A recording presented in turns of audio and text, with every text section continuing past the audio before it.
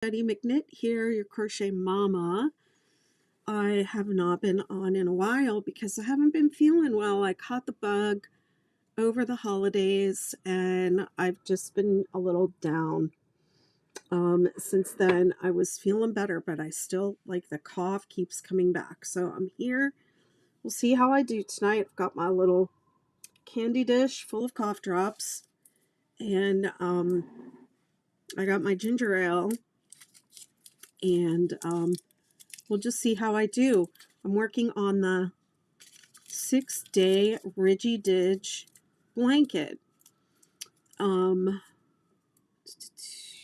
Okay, it says I'm streaming. I'm streaming in all the places. Yay! I'm there. Let me just check on my YouTube. Make sure it's firing on all the cylinders.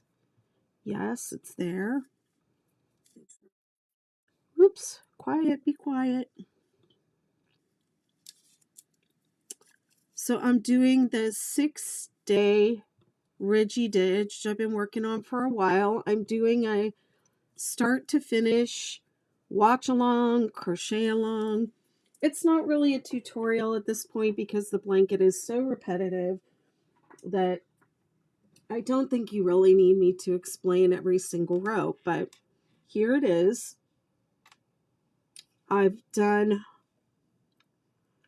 so this crochet along, this video series this is the 12th in the series, but I've been working on the blanket for 1, 2, 3, 4, 5, 6. So 6 days got me about one full repeat of this color stripe sequence, which I think I figured out I need to do 3 more times. So that's going to give you an idea. I have about, 6 times 3 more stripes to go, and I've been doing about 1 stripe per live, maybe a little bit more. It only is good for me to sit in a chair, in this particular chair, for a couple of hours at a time. So I don't know, we could be working on this one for a while, people. Oh, my stitch is about to come undone. So anyways, that's how long I've been doing it. If you want to, I feel like I have, there's like a timer going off or something. Echo, stop.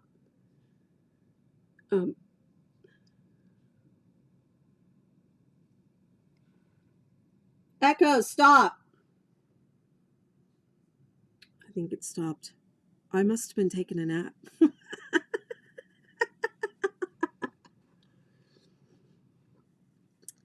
All right, I don't know what I was saying. Let's work on this blanket. And if I start coughing too much, I'm going to quit. Let's see. Oh, that really makes my eyes look weird.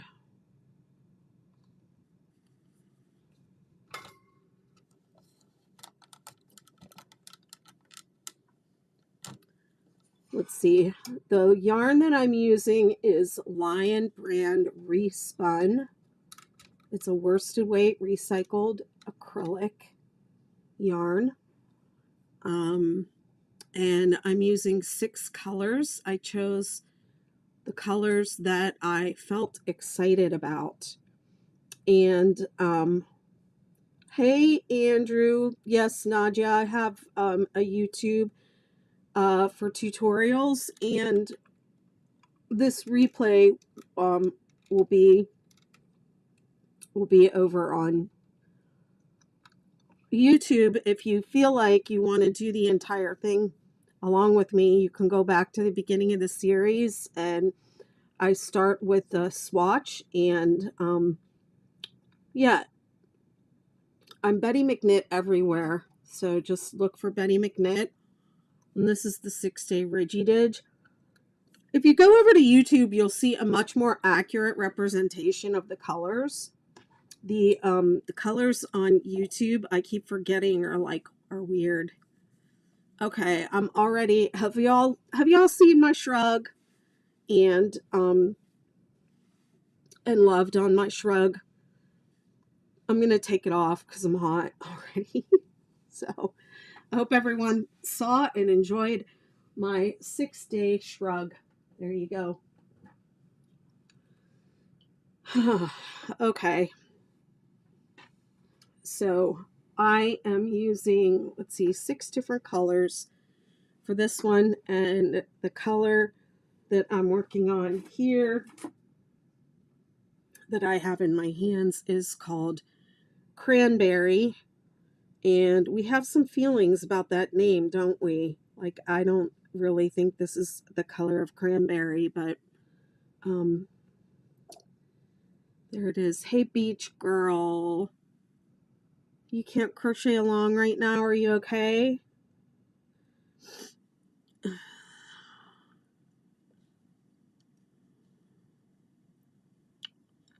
What a way to start your year, you know.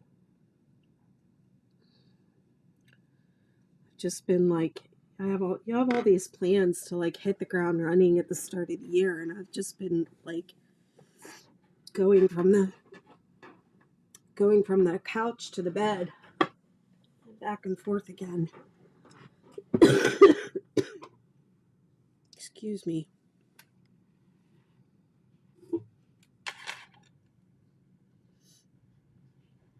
So we'll see how I do. Let's see. How's everyone's weather been? Let's get rid of this.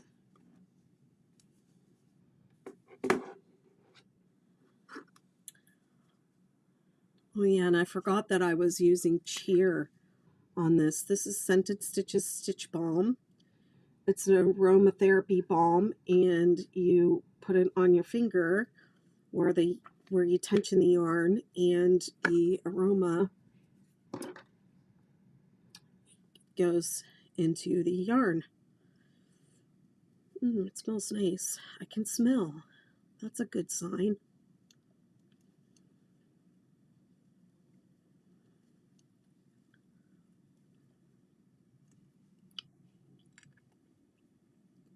It's supposed to dip below freezing again here long enough for pipes to freeze. And that's the thing I always have to worry about here on the Outer Banks. Last year my pipes froze and burst, and that was a big pain in the butt.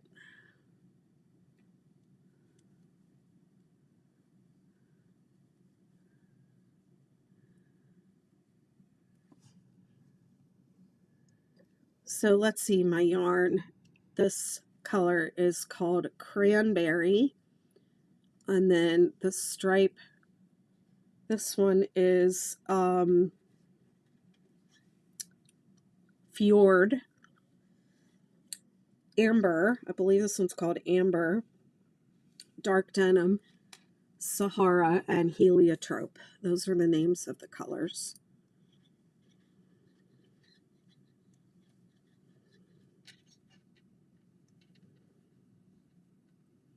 It's been so long since I started, I don't even remember the details of some of this blanket.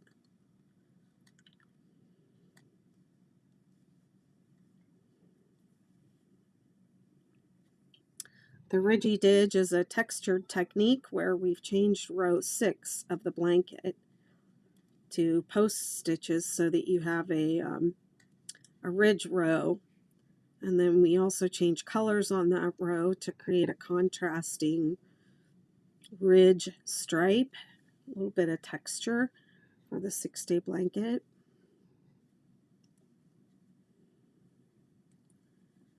One, two, three, four. And it's just repetition at this point.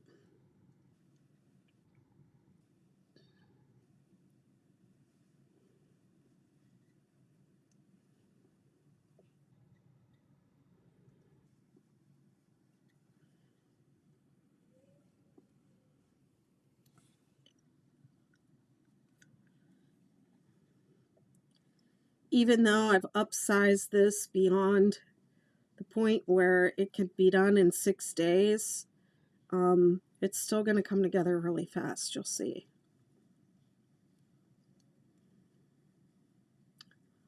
Hey, Amanda. Good to see you. Thanks for sharing the live.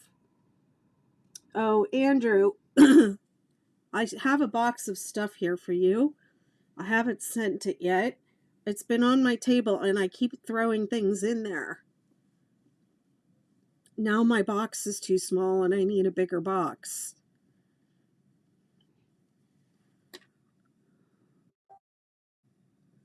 Oh, what was that?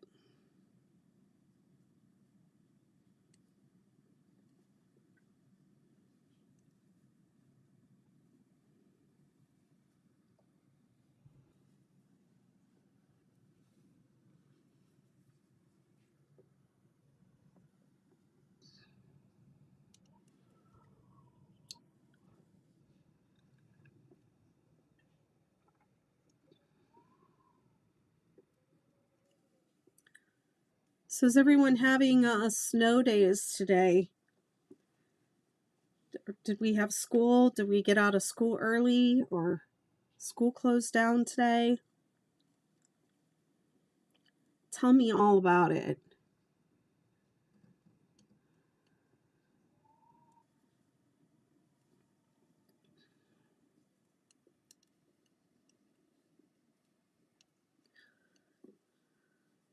Cold and windy and a little snow. I'll have to leave my water running tonight when I go to bed so things don't freeze up. It was supposed to snow today, but it wasn't cold enough. Maybe we'll get some snow tonight. I think we're just going to get the wind. I hear the wind starting to blow already.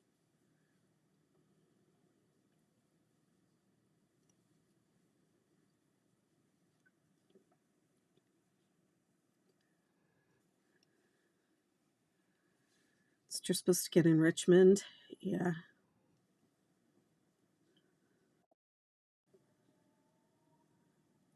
Your schools were closed twice this week.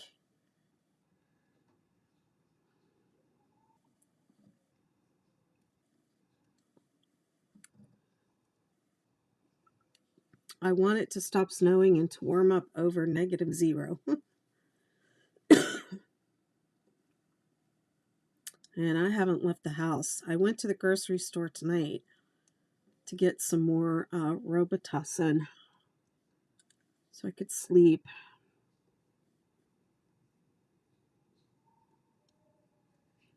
Hey, Northwest Indiana. Welcome.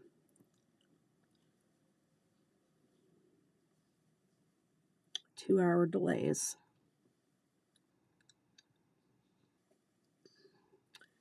Two-hour delay. You might as well just close the school at that point.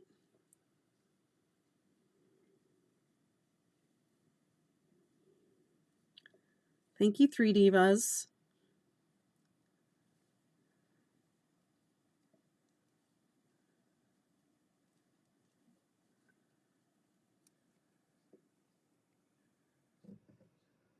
Eat a couple of marshmallows. I don't own any marshmallows, but that sounds nice. That sounds fun. I did something when I was sick I almost never do. I made myself cookies.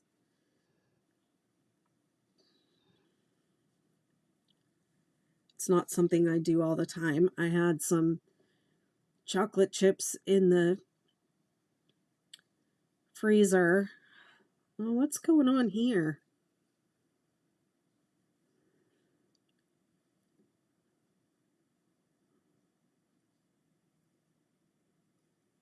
Well, something's off here. 1, 2, 3, 4, 5, 6, 7. Something is off.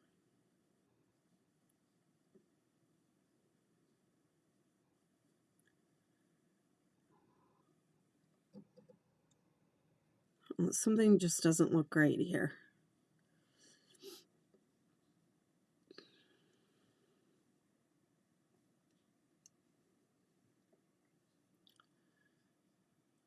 I had some frozen chocolate chips that had been in the freezer for I don't even know how long. And I made myself some chocolate chip cookies. It was nice to have those cookies.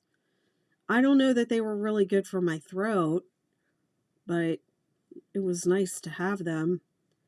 And then I made, like a whole batch, and I baked like 8 of them at a time. And I left the batter in the fridge. And the last batch, I was so out of it that I burnt them. I forgot to set a timer. And I was just sitting there in my little sick haze thinking, I smell cookies. Oh, yeah. I made cookies. And they were pretty overdone, but you know what? I still ate them. They were fine.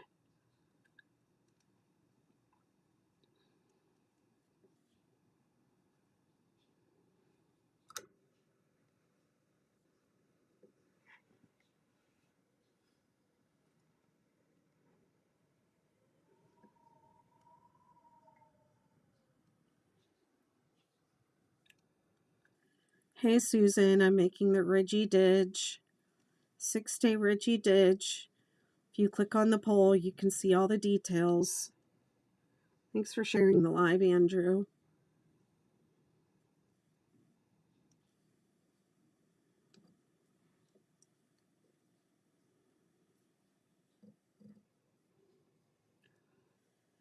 Still haven't figured out what kind of edge I'm going to put on here. I got a while before I decide. My goal was to finish this by the end of January, but I don't know at this point. I think I'm going to have a tough time unless I work on it off video, which I might do, because really I'm just that is my marker to remember to aromatherapy my finger.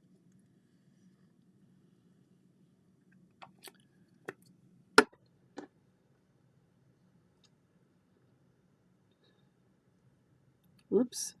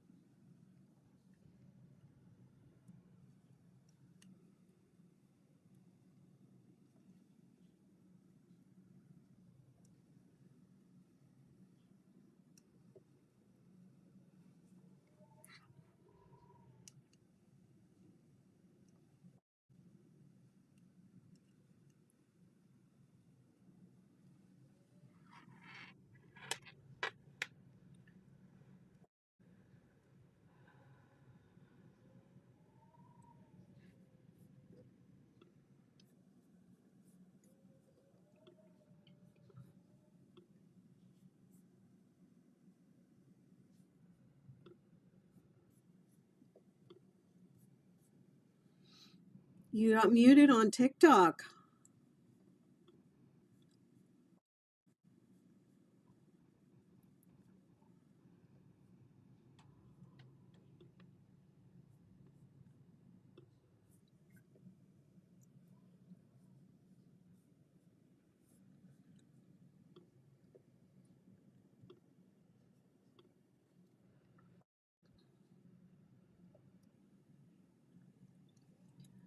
Oh, and you thought that was okay, would be okay to come over here on YouTube and complain about it.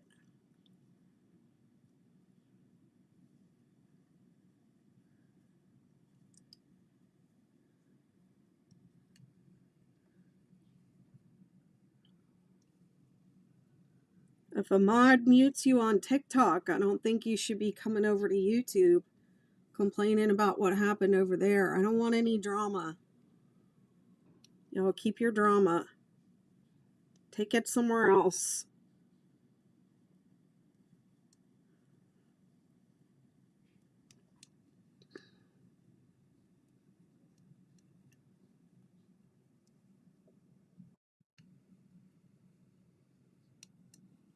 Della said, did your friend have her baby? Yes, she did. She called me up there a couple days after Christmas. Her water broke on the full moon. And she texted me and said, can you come tomorrow? And I drove right up. I was there for 1, 2, 3, 4. I was there for probably about a week.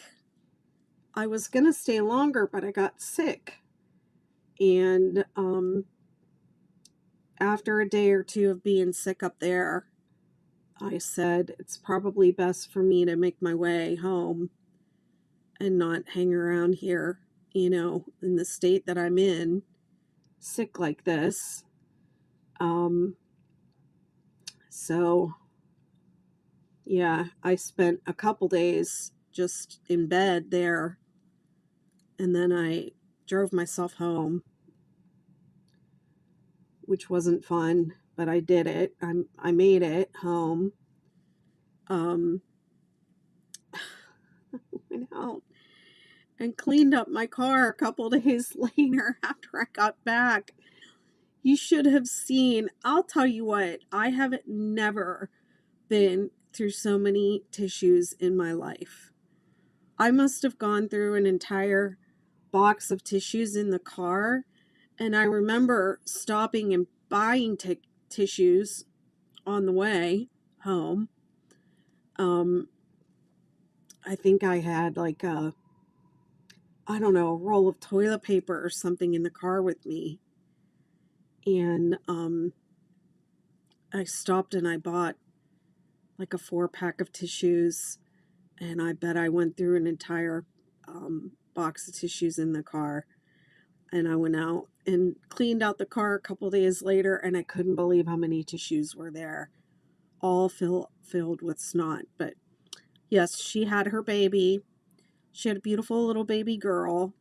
She had what was a normal length labor. She usually has really fast labors, but she had what was long for her, but normal for most people, because the baby had her arm kind of like wrapped around her face.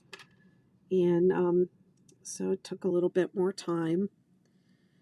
But yeah, she had a beautiful little baby girl, and it was really fun spending some time with them. They have a toddler too, and the toddler was having a little bit of a difficult adjustment at first to the new baby, but he got used to it, and things calmed down, and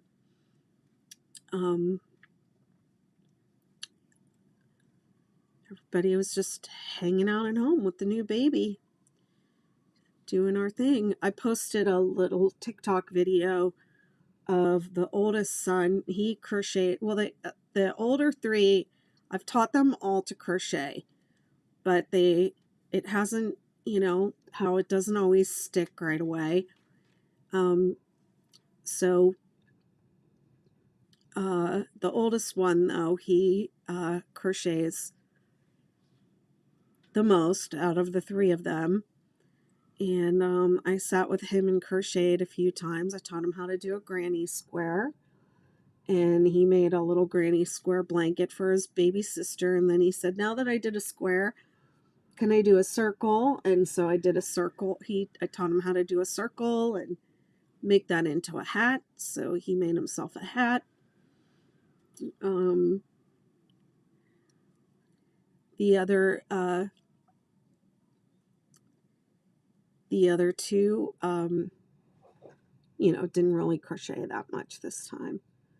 Kristen says, every time I do the 6-day star blanket, I get off track somehow. All right, well, I have videos on YouTube. Are not really step by. I wonder if I buy the pattern, is it easier to follow than the that than YouTube. Well, the YouTube video is not the pattern. I keep trying to tell people this. People want to go to YouTube and just make it from YouTube, and that is not the pattern. The pattern is the pattern, and the YouTube video only explains the tricky parts. It is not the pattern. And I get a lot of negative comments over there on YouTube, and let me tell y'all what, this is the second time drama's coming up. If you say something rude to me on YouTube, you're just getting muted on my channel. If you come to any of my social media platforms and have any kind of attitude or drama, you're getting blocked or muted, because I'm done. I am just so done. It says on YouTube, this is not the pattern. The pattern is on my website. Follow the pattern. The paid pattern is the same as the pattern that's on my website.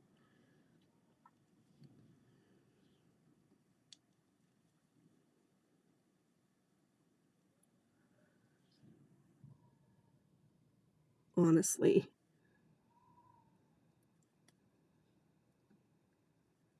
The 6-Day Star Blanket is not a pattern that can be just taught on YouTube.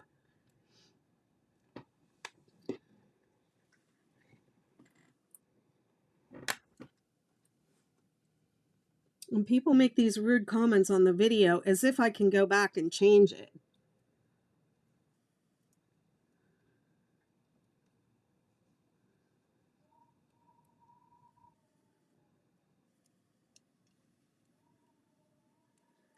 I'm not mad at you, honey. I'm just annoyed. The blanket is trending right now, and a lot of people are going to the YouTube. And I mean, I get it. People don't want to read patterns, or they think they don't know how, but it's really an easy pattern. It's really an easy pattern to follow. So if you follow the pattern, and then if you get stuck, use the YouTube to get you through the tricky parts, you'll be fine. Most of the time when people have a problem with the star blanket, it's because they're only trying to do it from the video, or they're doing things or assuming things that aren't in the pattern. So just follow what the pattern says.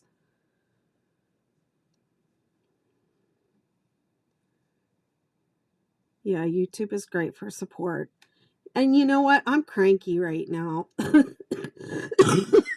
not feeling great, and I'm cranky. And it is not a it's not a good combination.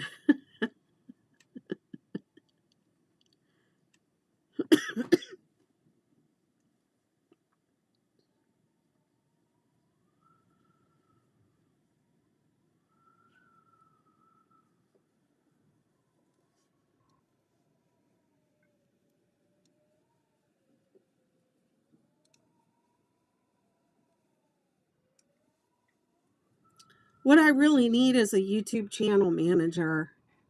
That's what I really need, because I like going on and going live and just crocheting live and talking to people. But what I don't like, and I really can't do because of my disability, is sit in a chair all day and edit videos. It's not my style. But I think the written pattern is very good. I saw where somebody made a comment on someone's video today saying the 6-Day Star Blanket is like not a normal pattern. I'm like, I don't know what people are talking about. This is what happens when somebody doesn't understand something, then they start saying, oh, the pattern is poorly written.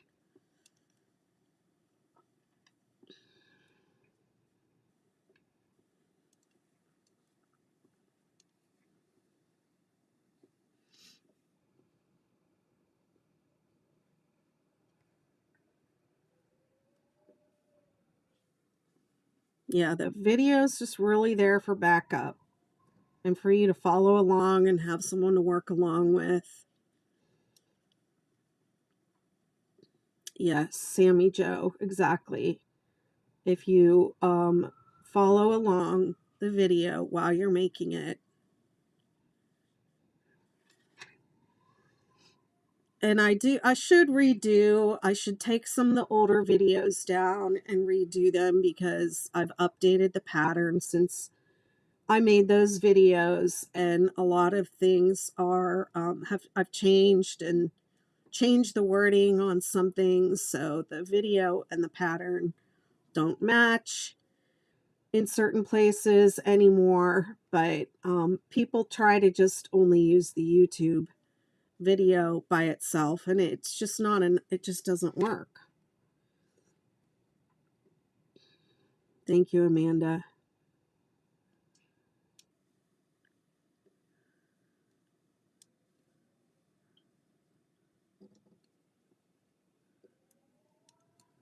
Oh, sorry about your surgery, Sammy. Are you okay?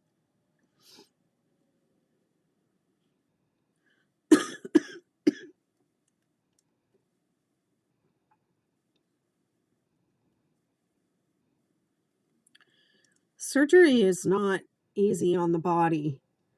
I'm 2 years from my last surgery, and that one knocked me out. I haven't really been the same. Yes, we got the best outcome we could have hoped for, and it's a miracle, really. Oh, I'm glad to hear that. Fran Banan says, "Is that the wind I hear on your end?" Yeah, it's coming through. It it it's just, I think that window, it's one of those old wooden windows, and it I think has like a little, it doesn't close all the way, so it's kind of whistling. I'll see if I can close it a little tighter. But yeah, it's not as dramatic as it sounds. Can you hear my water running too? I have my bathtub and my sink and my kitchen water running, and heaters in there, so so that my stuff doesn't freeze.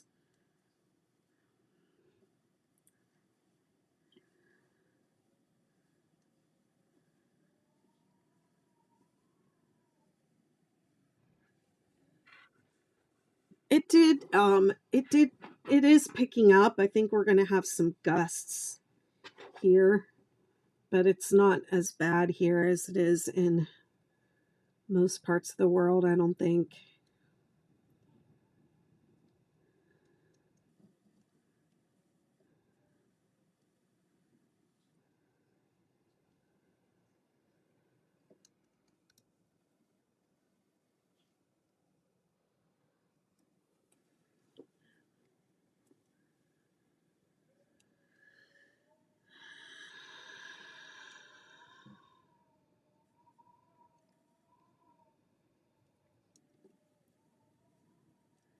I know, it sounds like the Wizard of Oz, doesn't it? It's like do do do do do do do do do do do.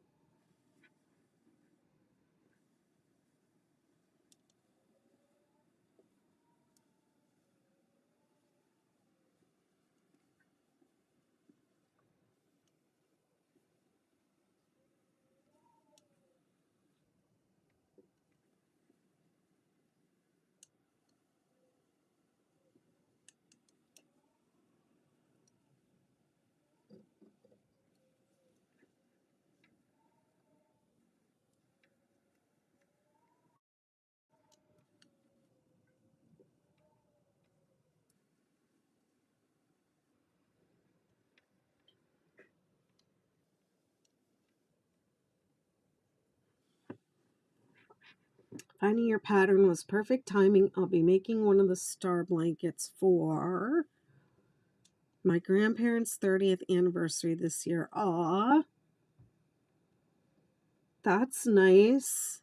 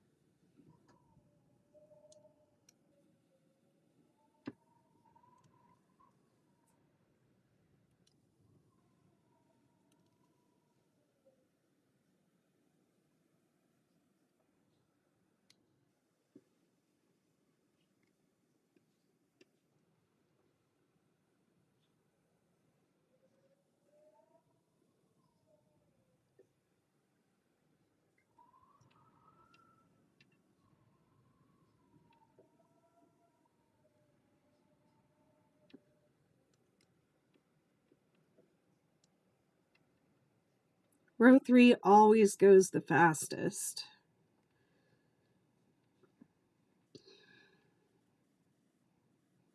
Whenever I am talking to my sister on the phone and she's crocheting, she always goes, "I'm on your favorite row," whenever she's on row 3. Going to try and make lots more star blankets this year. They are my favorite. Yeah, and there's so many variations now of the star blanket. You can do the star, the superstar, which is 14 points, the supernova, which is 14 points with 7 big points and 7 small points. And then I'm doing Ridgy Didge. Well, I have done Ridgy Didge versions of all of those, which are in testing right now. And I'm going to release those as soon as possible. And then if you're in the McKnitiverse, I have an 8-pointed star and a 16-pointed superstar. The 16-point superstar comes out beautiful. It's like almost perfectly round and a chevron shape. It's really pretty. So we have those. And then I haven't tried making a 16-pointed supernova. I bet it would work though. I should try it. Let's see. And then I have people bugging me for a poncho, a 6-day star blanket poncho, which personally, guys, I don't think it's going to look good. But, you know, I'm going to do it anyways because enough people have bugged me about it. And then somebody did a YouTube about, you know, that they tried to do it and they really just made a ruffled collar. You can't just do what they did in their video to adjust the pattern. I would really prefer people didn't make pattern adjustments and tutorials and videos about what they're doing with my patterns without asking me permission first. Because, yeah, then it feels like you're just, what do they call it?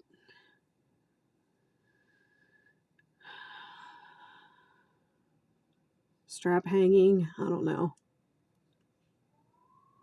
The word tailgating is in my mind, but stealing it, really. Yeah, I'm trying to be nice. There's that bootlegging. It's copyright. Yeah, but nobody cares that it's copyright. No one cares. And here's the thing. I could go after them because I do have an official copyright. I have a legal copyright. But it costs money, you know. I don't know. It's just more of a... It's just one of those things. It's like you're better off just getting your own idea, doing your own idea, you know, and doing your own thing.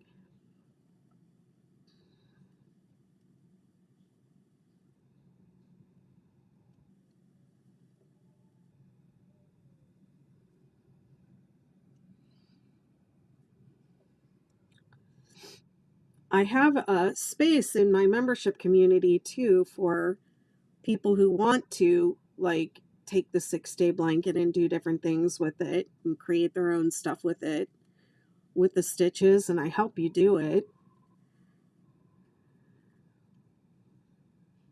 The latest one, and I haven't decided if I'm going to publish this or not. My members are encouraging me to publish it publicly. Sometimes if I do stuff and I'm like, oh, I'm not sure about this one, I just publish it in the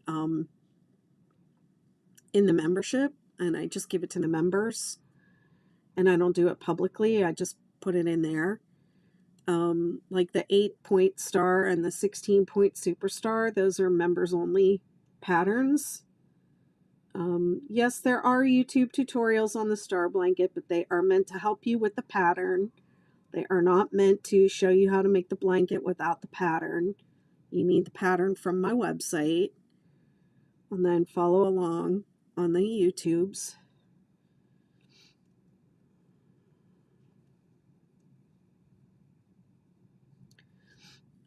Yeah, but the latest thing I worked up in there was somebody said, do you think you could take the 6-day infinity scarf and not make it an infinity scarf, make it a regular scarf and put pockets on it and basically make it a pocket shawl but with a hood?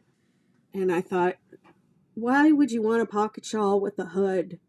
And but I did it anyways because I had kind of like all the parts in different patterns that I could just kind of cut and paste together into one pattern. And so I did that, and I still think it's kind of weird because why would you want a hood on a pocket shawl?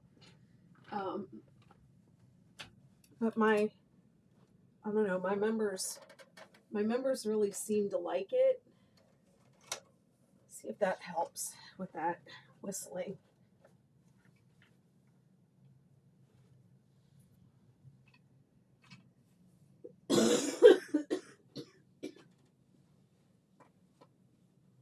My members really seem to like it. I wish I had it right here. I would show it to you all. I don't know where it went. What else do I have over here? Andrew, I've just been going through my stuff, and I have some leftover full balls of yarn from patterns, projects that are done. Just extra leftover skeins, so I've been putting those in a box for you. Let me hit another cough drop.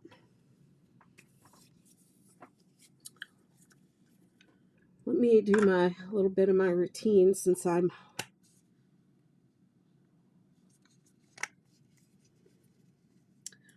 this is my favorite oil for hands. Okay. I crochet a lot. So this is my routine.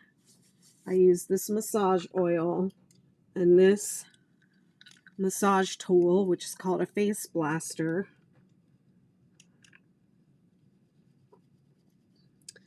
To keep my hands healthy.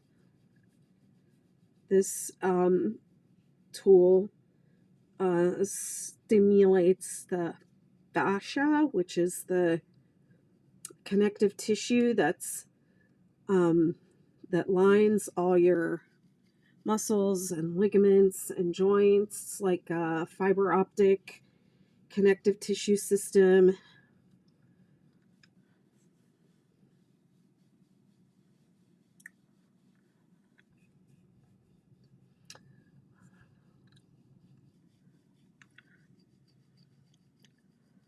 This promotes lymphatic drainage and helps my hands from being like super puffy. See, wherever you see those red spots, that's where I have like adhesions, that it's like breaking up and loosening up, and you can see the blood flow.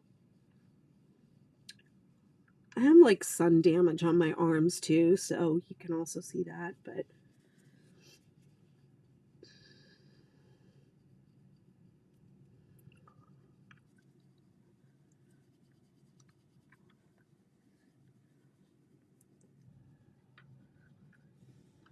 okay.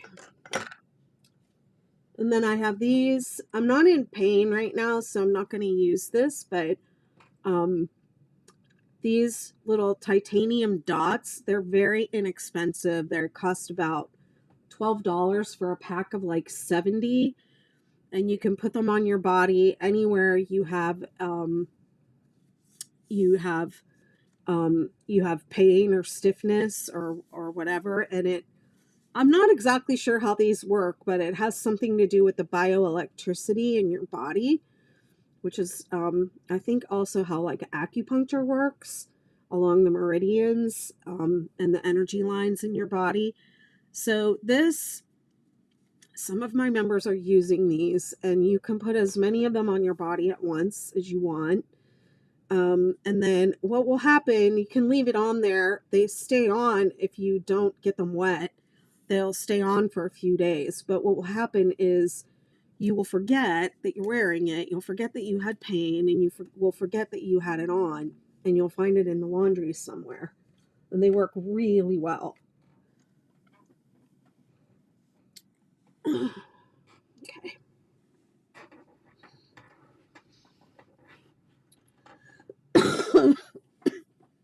So that's just part of my routine. Stopping and getting up out of my chair once an hour is also supposedly part of my routine, but sometimes I lie about that and I don't get up.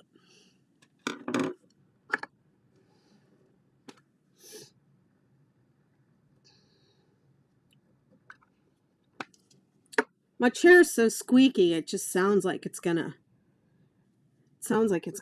die when I get up and down.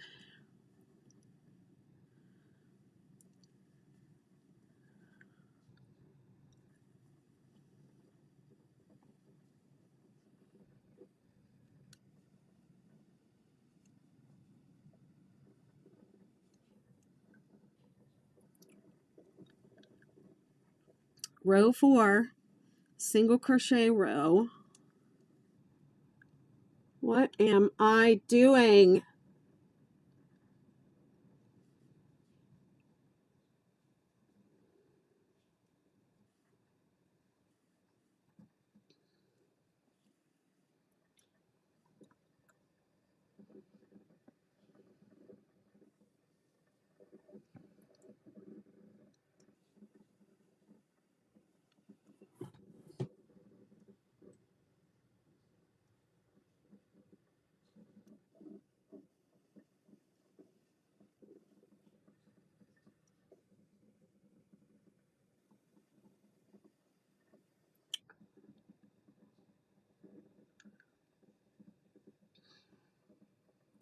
Hold on, I missed one.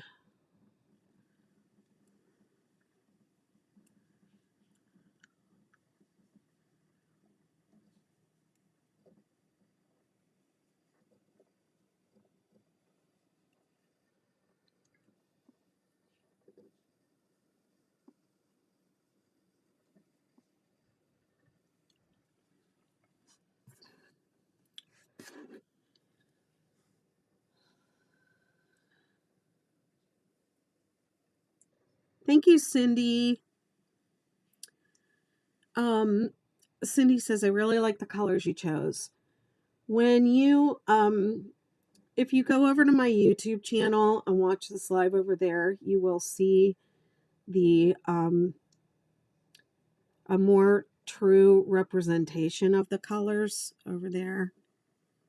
For whatever reason, on TikTok, they are not showing up as accurate as they do over on YouTube.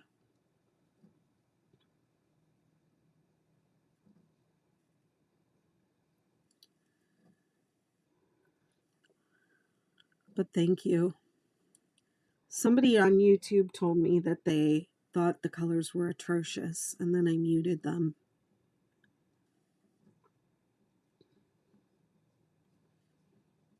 She didn't have to say it like that.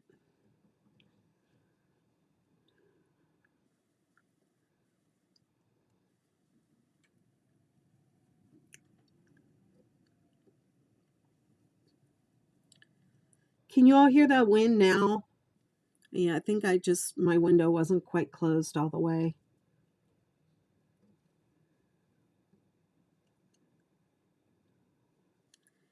I chose the colors that I was excited about. I didn't use color theory or anything like that. I had, I mean, you can watch the replays from the beginning if you want to see my process. I was trying to do 5 or 7 colors. I was trying to not do 6, and 6 is the number of colors I ended up with because that was the number of colors that I liked. But I keep saying I'm going to do a little bit more about swatching with this one because I did swatch, but I wasn't real clear about how I measured my swatch, but I need to do that again with some of my projects. You have to do you. At the end of the day, you have to feel good about it because life is too short to be crocheting with yarn that's some caca color that you don't like. And that's what, I mean, I know people like fall inspired colors and autumn leaves inspired colors, and those were the kind of colors that I had. And I just, it just didn't excite me. The colors felt like blah and caca to me. That's what kept coming to mind. I was like, this is a caca brown, this is a caca whatever. They're fine colors. Just didn't, and some of them were kind of close to some of the other colors. Like I had this yellow and I had like a mustard yellow. I love mustard yellow, but next to this yellow, it didn't excite me as much. So I put all the colors that I didn't use in a box and I'm sending them to Andrew. So Andrew, you have some caca colors coming your way. I hope you can do something for them that you can feel excited about.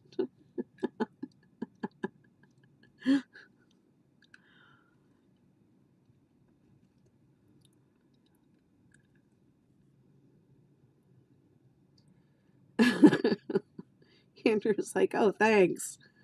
Let me make myself a caca sweater. Excuse me. I'm surprised I lasted this long. But let me tell you what, I really missed going live. I mean, I had a meeting yesterday, and it's been like 3 meetings with this particular group that I've shown up for, and I'm like, I'm sick. And they're like, oh my gosh, you're still sick. And I was like, I haven't even been able to go live. That's when you know I'm not okay.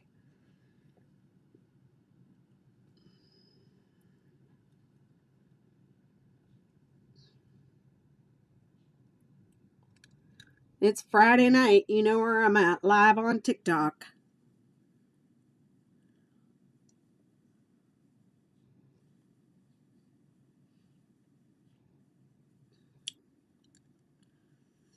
So let's see. Not this past Wednesday, but thank you. I was doing better, and then what happened was I had a nail appointment a week ago Wednesday, and I before Christmas I had gotten my nails done, and they made me take off my acrylics. So I'm not wearing acrylics right now, y'all. I am wearing dip. The dip, whatever, I don't know what it is. It's called dip. And so I went for my nail appointment, and they were like, all your acrylics are lifting, you need to take these off. And I was like, no, I don't like taking them off because my nails are so thin that to take them off just like it just destroys my nails, and it's really painful. And I was like, no, I don't want to take them off. And they were like, they're lifting, you have to. And then some of the other techs who had worked on my nails in the past, and it had been like months prior to this, she had told me, the next time you come, you have to take your nails off because they're lifting. And I said, well, let's just fill one more time and then we can remove them next time. Well, that was like months before.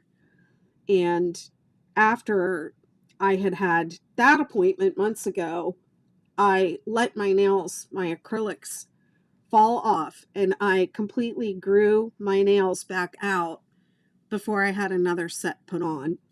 So now I'm on the new set and they're saying, you have to take them off. We told you had to take them off. And I was like, no, no, no. I already took them off and grew my nails all the way out. And this is a new set. And they were like, well, they have to come off. So they took my nails off and they were like, you should really do dip. It'll be better for you. So they dipped my nails and they said the only thing about this is you can't let them go for 3 weeks or, like acrylics. You have to make an appointment, come back every 2 weeks and have them redone. And I was like, well, I don't like that because it's the taking it off and putting it back on that's bad for my nails. And they're like, no, no, no, no, no. We're going to soak it off and it's not going to damage your nails. And then we don't do all the filing and everything. So I was like, all right, I'll try that. So I tried that. They talked me into it. I got my nails dipped and they were, they said you have to make an appointment. You have to come back and you have to keep it up. So after 2 weeks, I had my appointment, but I was still in New York. And so I called and I was like, move it up 1 week. I'll come next week. So at this point now I'm at 3 weeks and I haven't had my nails done, but they were still, they were still in okay shape. I thought they were fine. But when I got to that 3 week mark, even though I was still feeling like not really 100% well, I was still like, I need to go and get these done because they said 2 weeks and it's been 3 weeks. So last Wednesday I went up to Norfolk and I got my dips, double dipped, re-dipped or whatever. And so that was that. So I made myself go all the way to Norfolk. And then thankfully I needed a new vacuum cleaner. So I went to Costco and I got a vacuum cleaner. And I never do this. But I bought myself some pre-made like chili, and I think I got some like Thai coconut curry soup and some burrito bowls. I got like 3 or 4 different things of like pre-made like soups and meals, and it's not something I normally do. And then the next day when I woke up, I was kind of feeling like I had been feeling better, and then I started feeling bad again. So I think that trip to Norfolk, like even though I got my nails redipped and I was able to buy that food, which that's all I've been eating for the since I was up there for the last week and a half. I think that's what I was leading into when I started this whole story, was that thank goodness I went to Norfolk and bought that food. Otherwise I would have like not been eating at all.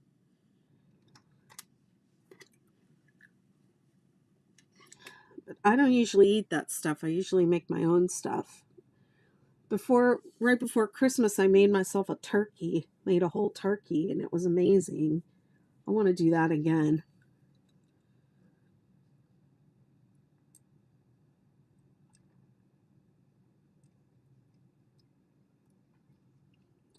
That trip did me in.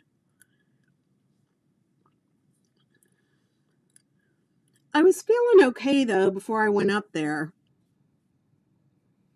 And I was actually feeling pretty good the next day too. And then it was like it was the next day, like probably like a week ago on Friday. I woke up and I was like coughing, and I hadn't really been coughing that much. I had had a cold. It started like at the top. It started in my sinuses, and then my throat hurt really bad, and then it went down into my chest.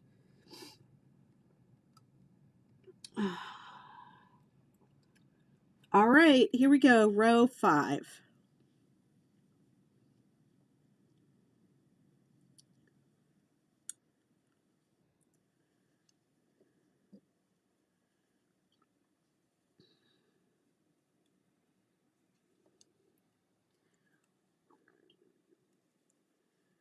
So yeah, the trip did me in, but then I was also well supplied.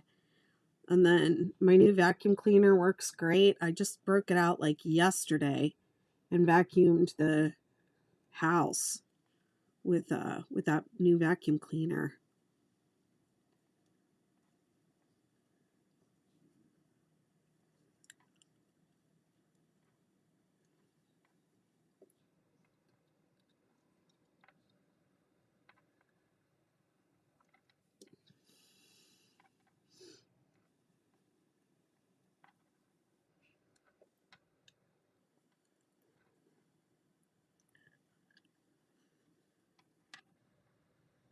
Yeah, and there was one day, and I think it was the day after I came back from Norfolk, I just like all of a sudden had like this burst of energy, and I took all my Christmas stuff down. I took my Christmas trees down. I like was cleaning the house.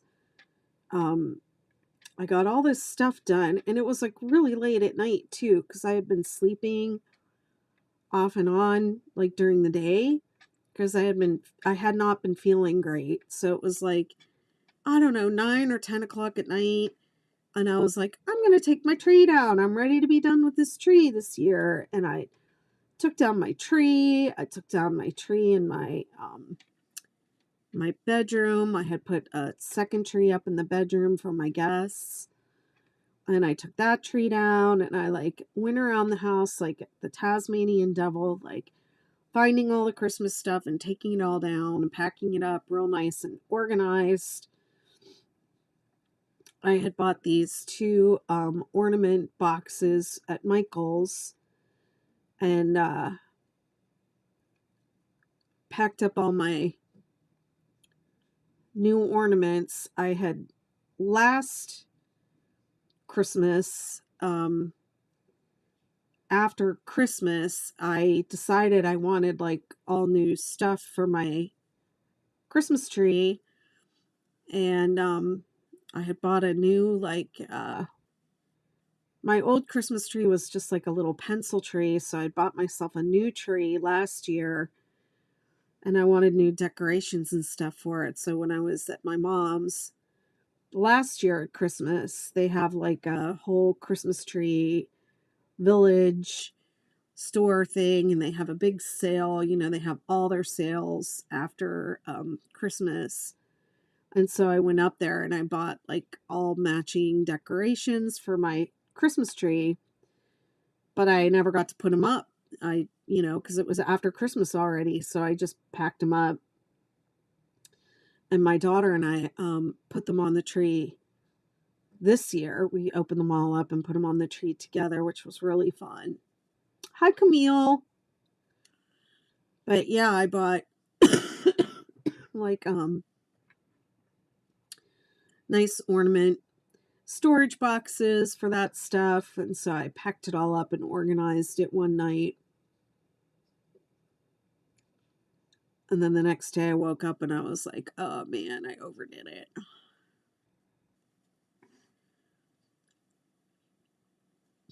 How are you doing, Camille? Did you get a part in a play?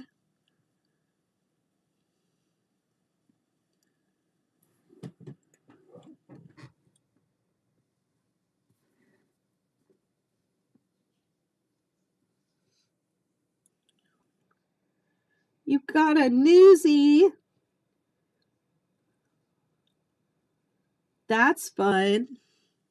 Is there a lot of dancing in that role?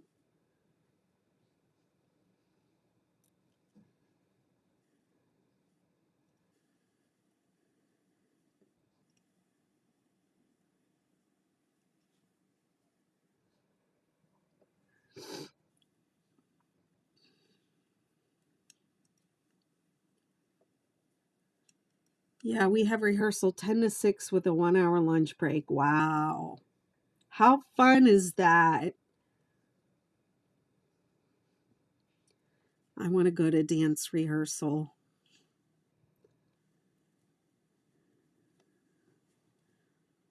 Those are the funnest of times.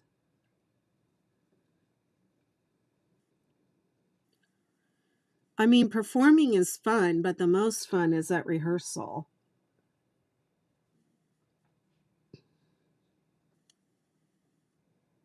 especially in the ensemble. I love being in the ensemble. It's so fun.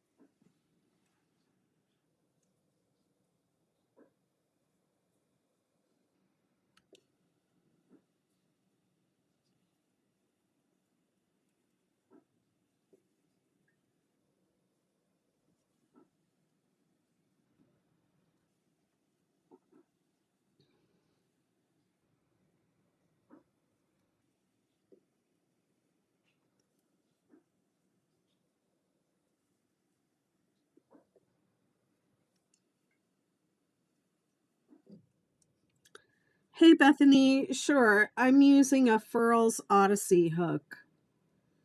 Unfortunately, they don't make them anymore. This one is an eye hook. It's my favorite brand of hook. That's what it looks like. It's weighted. Thank you. It's an ergonomic hook. They don't make them anymore, but they you can find it in like one of the swap groups. I think there's a swap group on Facebook or resale group, or find one on the secondhand market.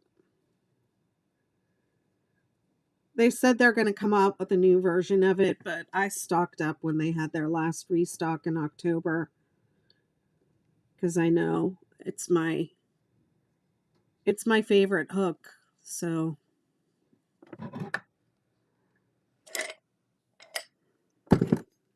I stocked up. I have my whole collection here in my mugs.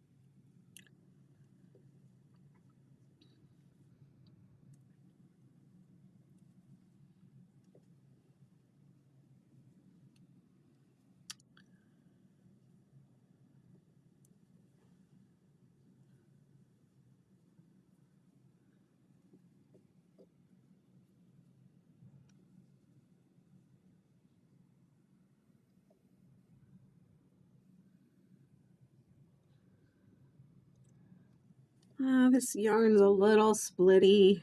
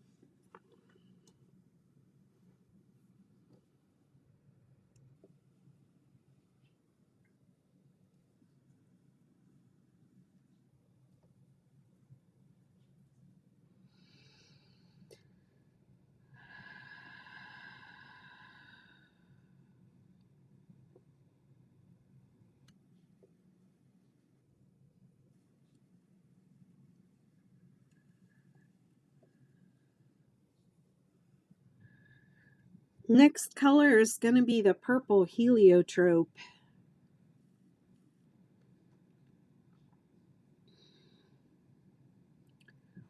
I still haven't used a full skein of yarn yet. I have 3 skeins of each yarn.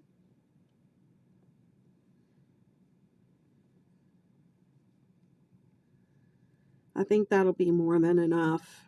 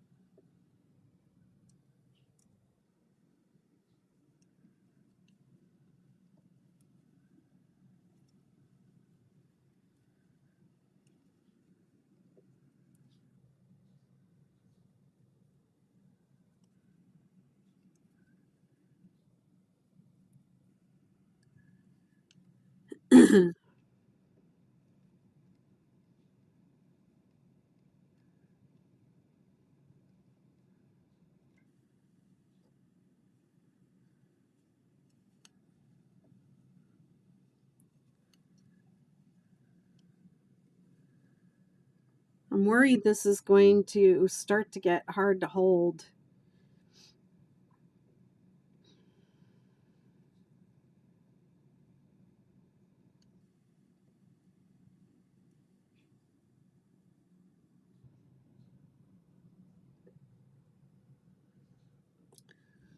Might become hard to work on at this desk.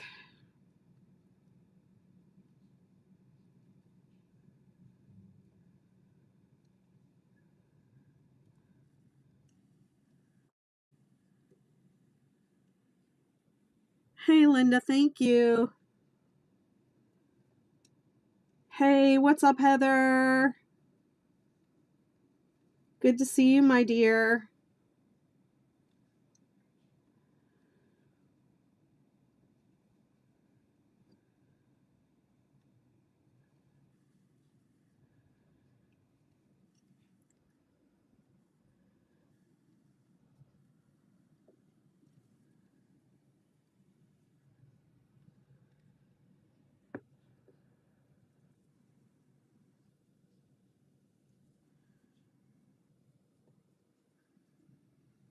Can y'all tell I'm just rushing to the end of this row?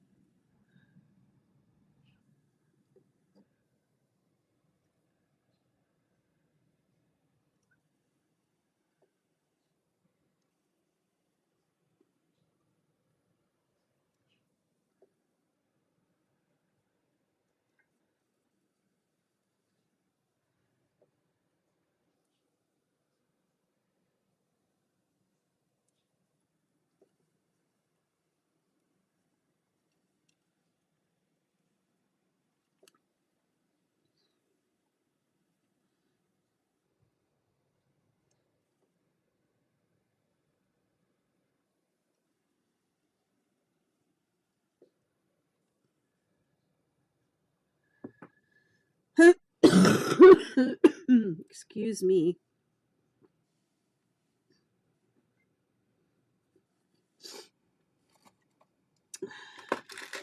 I want my little swan scissors. I took them in the other room. I gotta get me another pair of those. I can have a pair everywhere. This is how much of this is left. So I've done 2 stripes, and I think I said it's each color is going to have 4 stripes. I don't remember. I wrote it down, thank goodness. So it should be enough. I have 2 more skeins of it. And now let's grab the Heliotrope.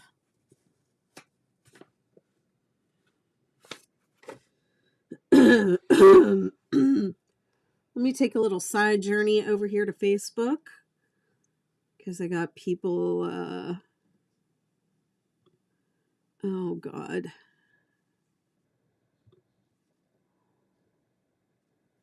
Gotta love people who join Facebook chats and then they're mad.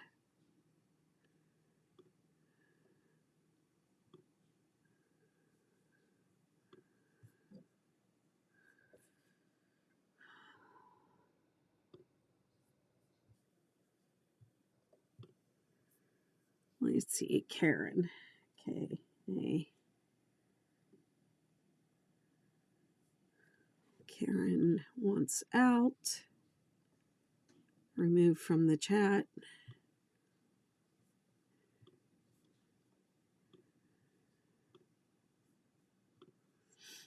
Here it was giving me all these notifications that this person had messaged the chat and they just wanted out of the chat.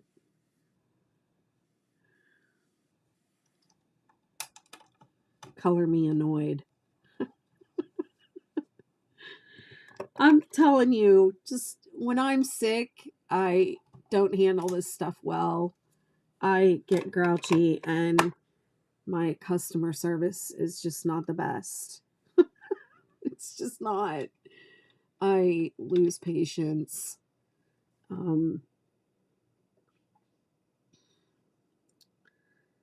Okay. Let's see. Oh, there we go. Whoops. That wasn't too bad.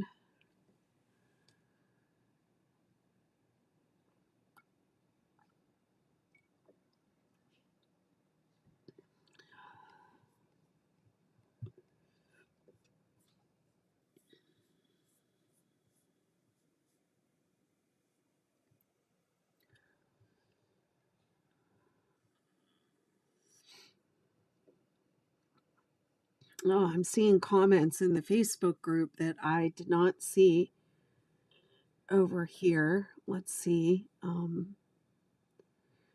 Julian says, hello, working on my 6-day kid blanket for my 6-year-old son. Just finished an 8-point star last week. Loved making it. Definitely making more. People seem to find that 8-point star has like a rhythm that they like. Might be something about even numbers versus odd numbers. I had someone reach out to me on Instagram and they were like, is it possible to make the 6-day star blanket with 6 points instead of 7? And I was like, no, but I have a version where you can make it with 8. It's in my membership. And I said, why can't you just make it the way it's written? I think maybe that was one of the days I was not feeling so great. I might have been a little impatient with my customers. And they said, I just like even numbers. So there's something, and I personally, like artistically, I prefer odd numbers. Like, I think having one in the middle and then one on each side, to me, is like, I like that, like asymmetrical kind of symmetry better than having 2 on one side and 2 on the other from the split down the middle. It's just, I don't know how I think. It's different. I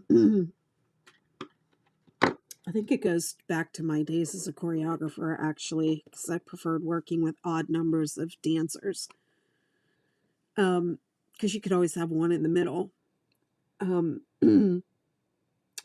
Yeah, but there something about that 8-pointed star is Very satisfying to people, I've been told.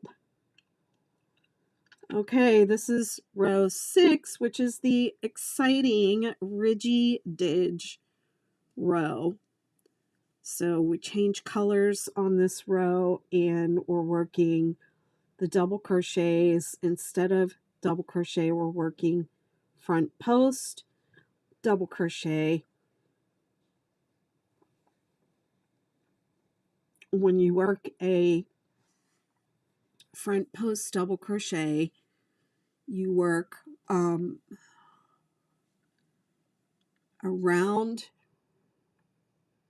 the post of the stitch. So this is the post of the stitch, and you work around that from the front.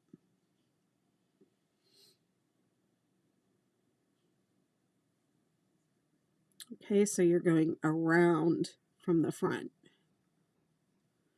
And then when you get to the point, the top of the point in the center, double crochet, you're going to work 3 double crochet into the top of the stitch, not around the post, and then you go back to doing front post for the double crochet. Okay, so if it were a back post double crochet, I would work around the post, but I would come in from the back and go around the post that way. Okay, it's a little harder. I mean, none of it is very difficult, but so that's what's different about this row. Okay, that's what makes it the Ridgy Didge. And that's it. Also, the changing color on this row too. The 6-day kid blanket can look completely different depending on which row you change colors on.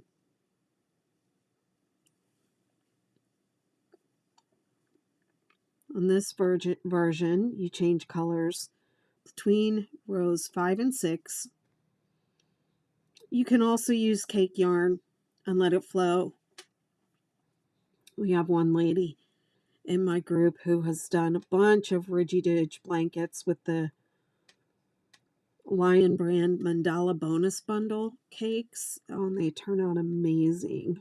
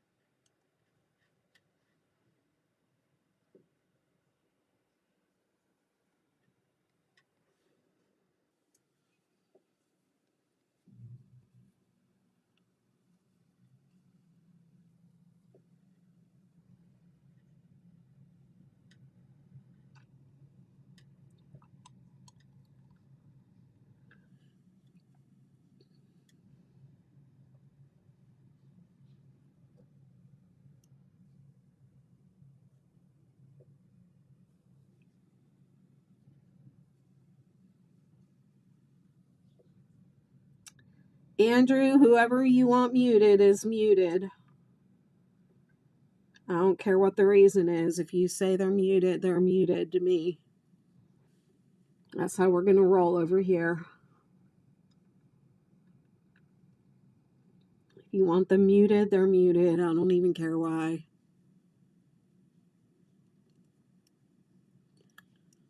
I trust you.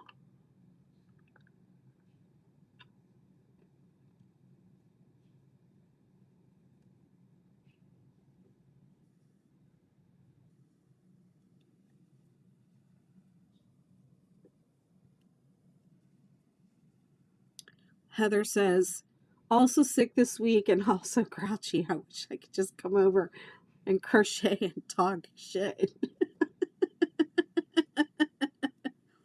I know, right?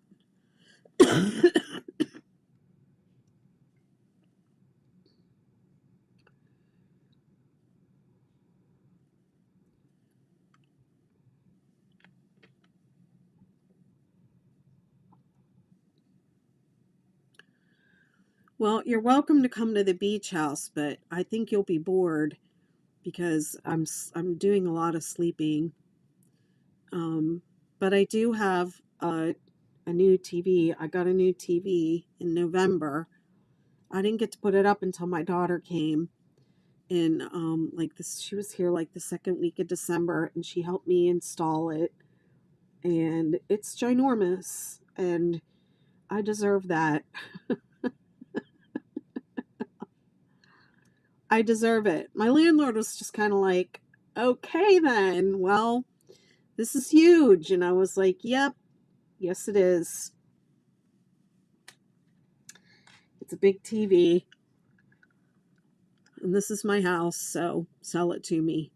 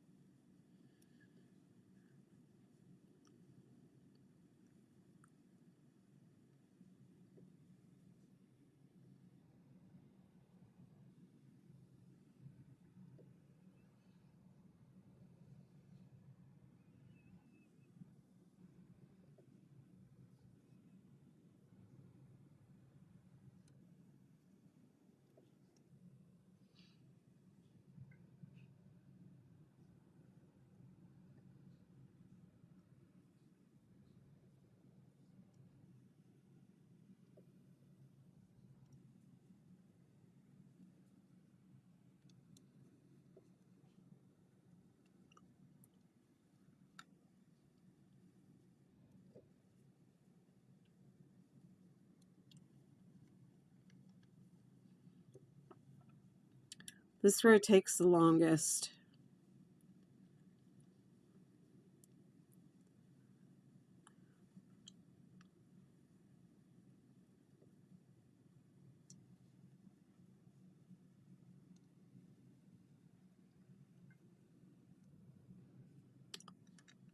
Thank you, Sharon.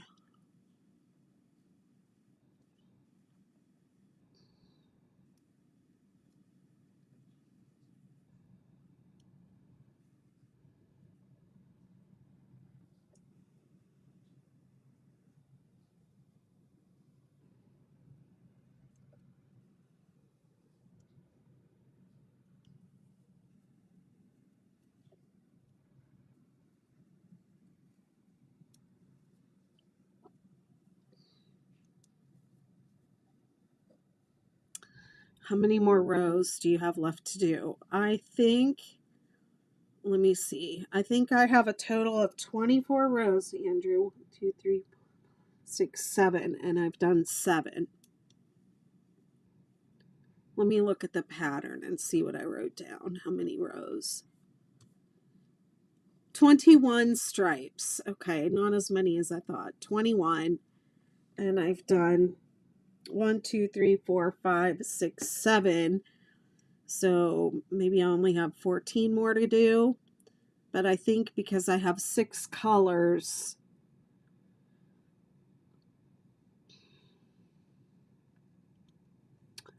yeah, okay, it says with 6 colors, 23 stripes. Because you have to go through each color, I think 3 times. And then, yeah, so 23 stripes, and I have 7 done. So how many more is that? 16? Let me see if I can do 2 a day. I feel like that's a lot. But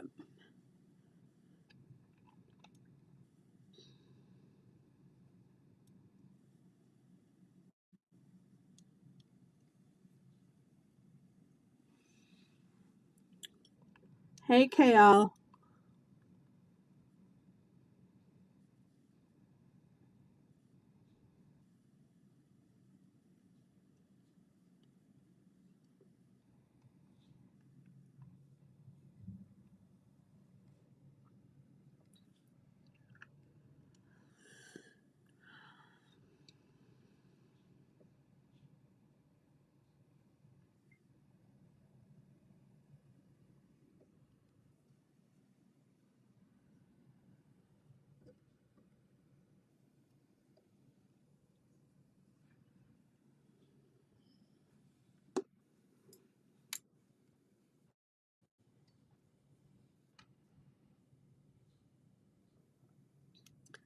I'm finishing up a tree skirt that you so kindly showed me how to do last week. Okay.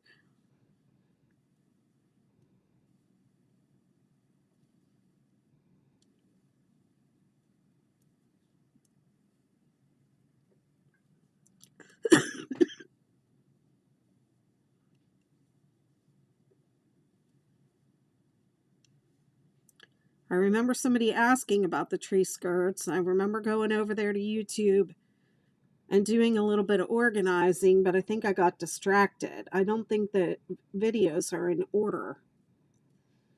I think they need some editing. I really need a channel manager.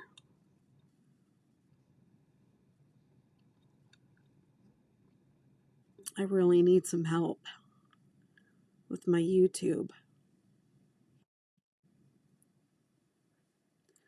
6-Day Star is turning out great. Wonderful. Glad to hear that. Love your profile photo. Where is that? It looks like the Outer Banks.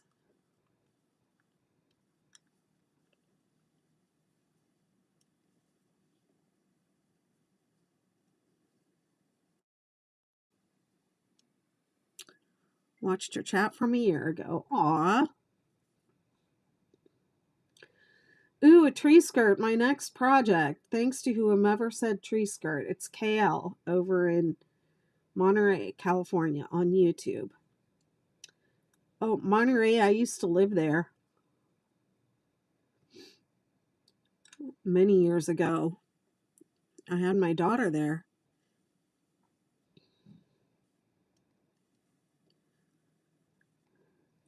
Andrew, I think I have some of my leftover holiday yarn in the box that I was sending you.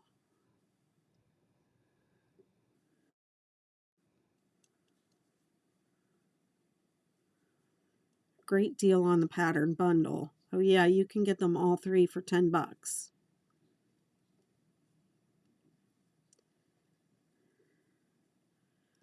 I remember when somebody told me I should do those, make those as tree skirts. And I was like, nobody's going to want that. Oh, how wrong I was. Well,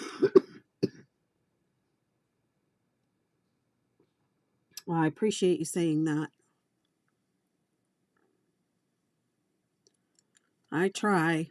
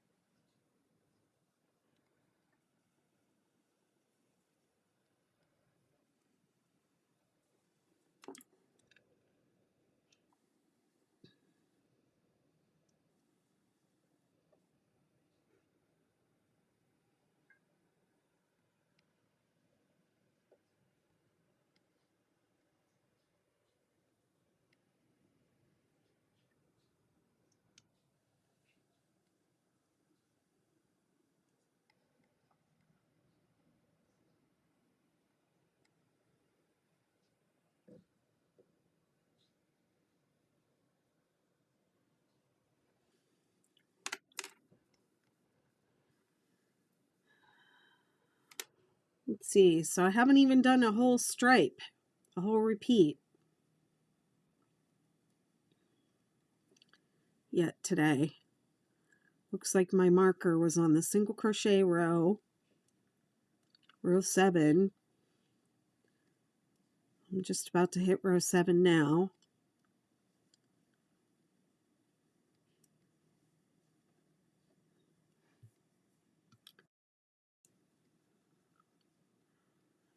It will be 60 by 70.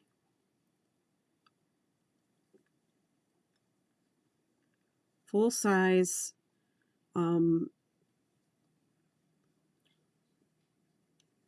blanket. Twin size, I guess you would say.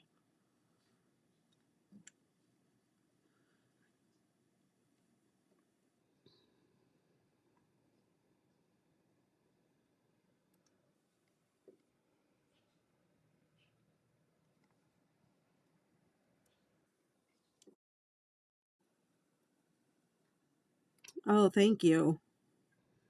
You know, it's nice. It's not my favorite to work with, but it was worth trying. It's a very nice yarn. I like the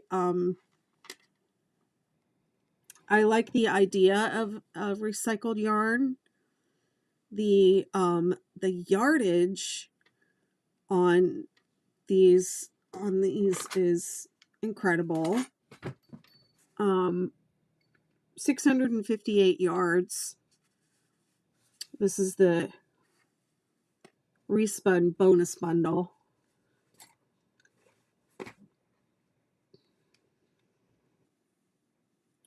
So it's definitely a good value yarn. And you know, I like the idea of it being recycled. I feel good about that.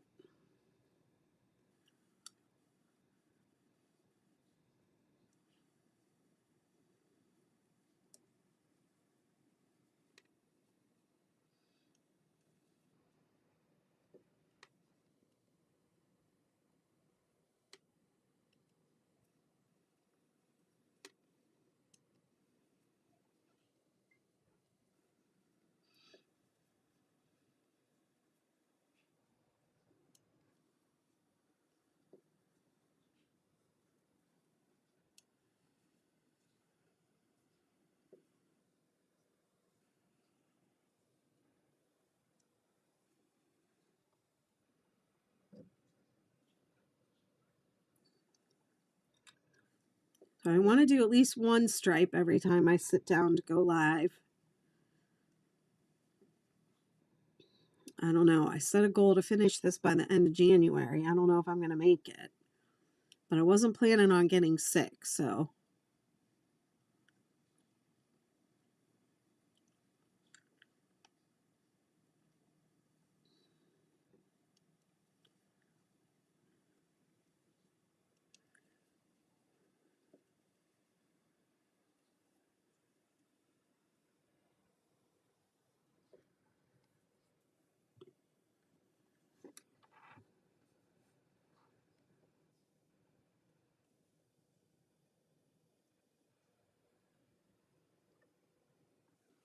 Whoops.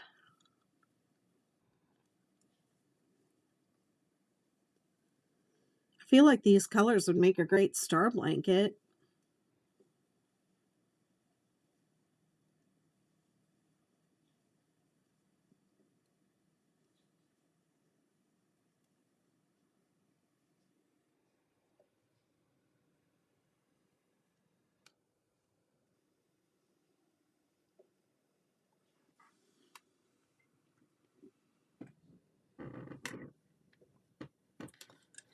I feel like this blanket should be so much longer.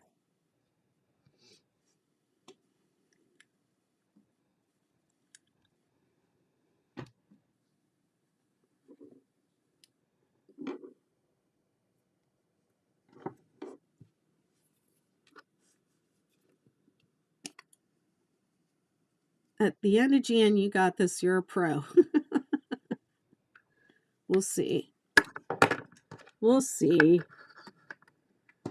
I'm going to have to do a marathon, I think, at some point. Crochet marathon.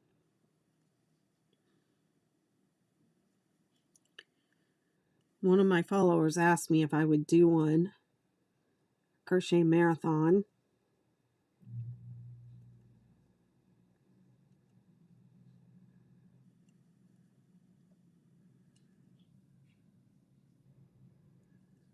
Row 7, single crochet row.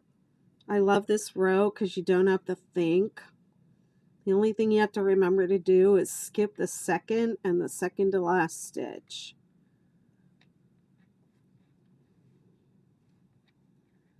And then you just single crochet across, and it is fun. It's a nice break after that ridgy row.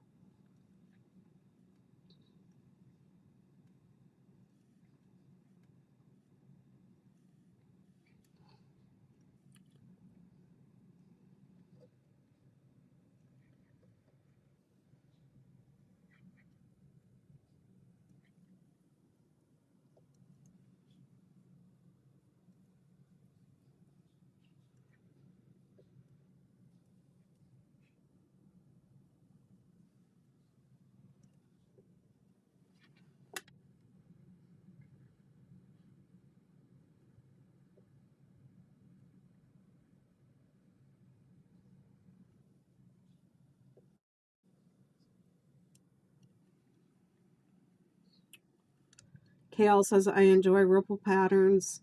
They keep me interested, but I can watch TV too. I know they're like the perfect marriage of mindless and just interesting enough not to get boring.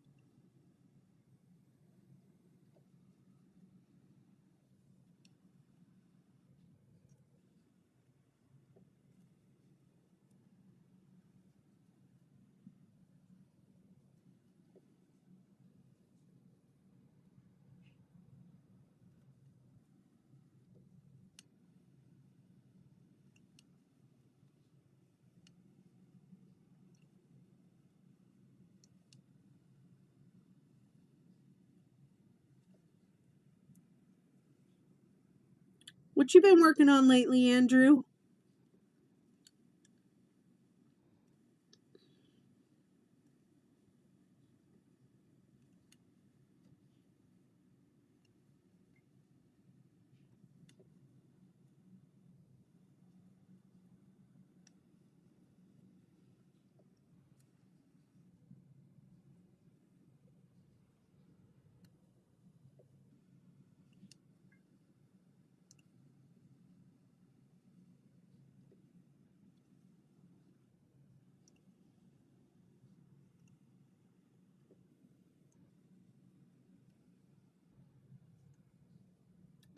My patience and a new scarf pattern idea. More patterns.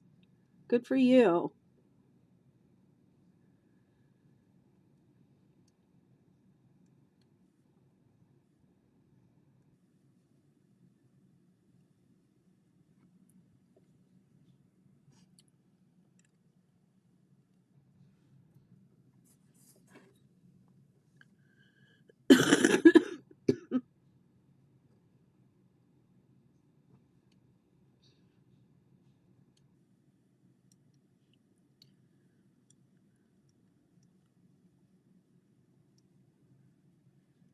I need to write up some things myself.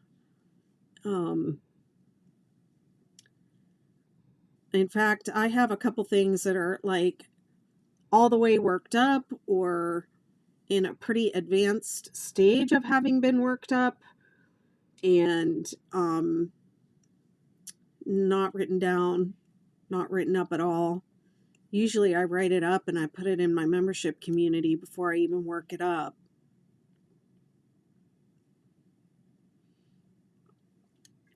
I just have a few things to get caught up on.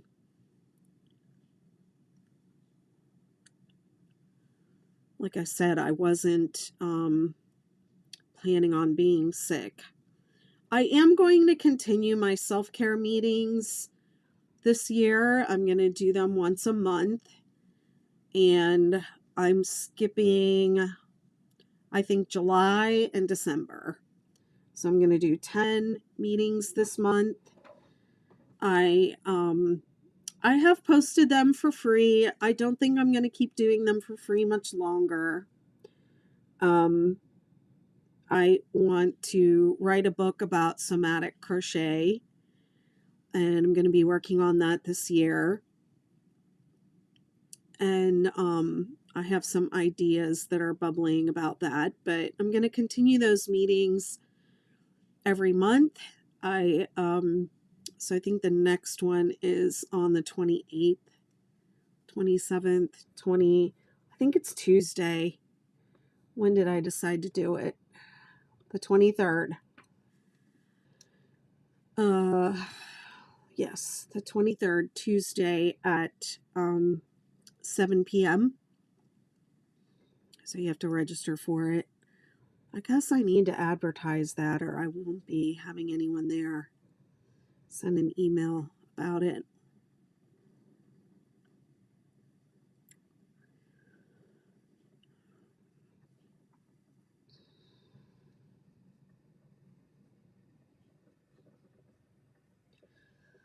I just looked up all these times and did the international I'm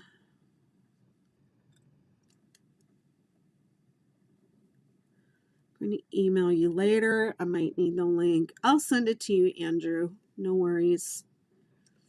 You definitely should be in there. You would get a lot of support for your patterns and things in there.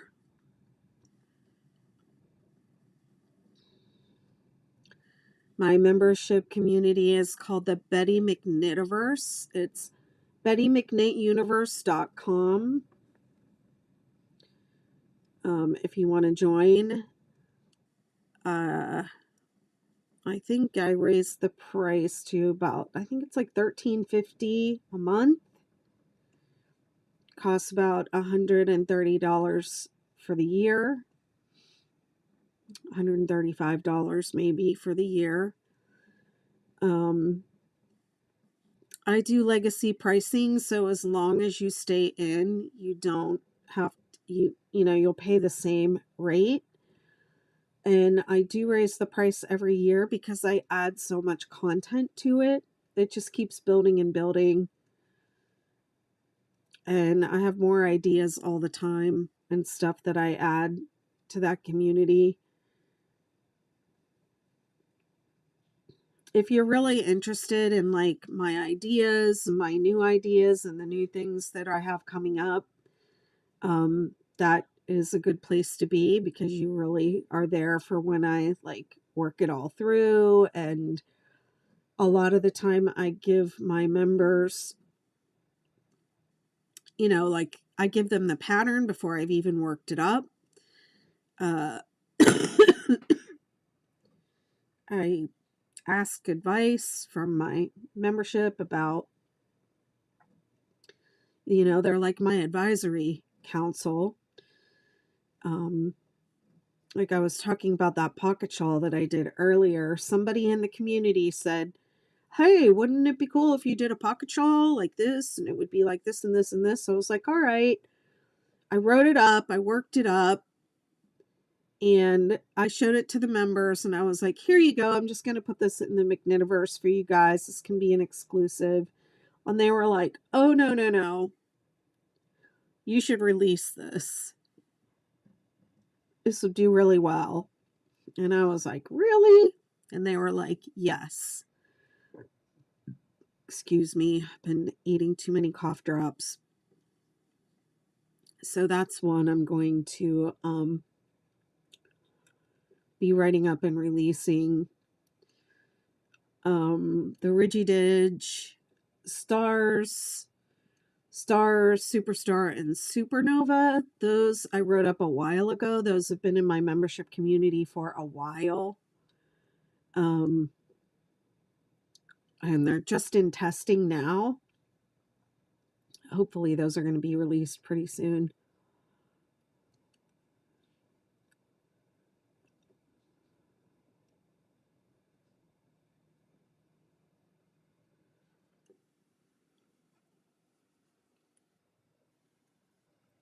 I'm going to keep going.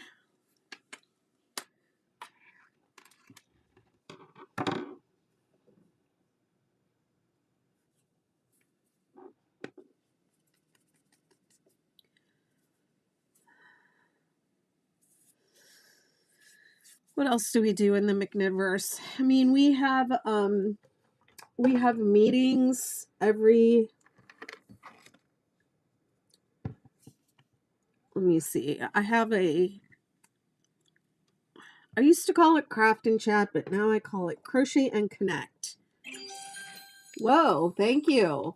I don't know what that was, but I appreciate it. Thank you so much. Something went ching. Thank you. Oh yes, Bubbles sent me fire times 10. Yes. Thank you, Bubbles.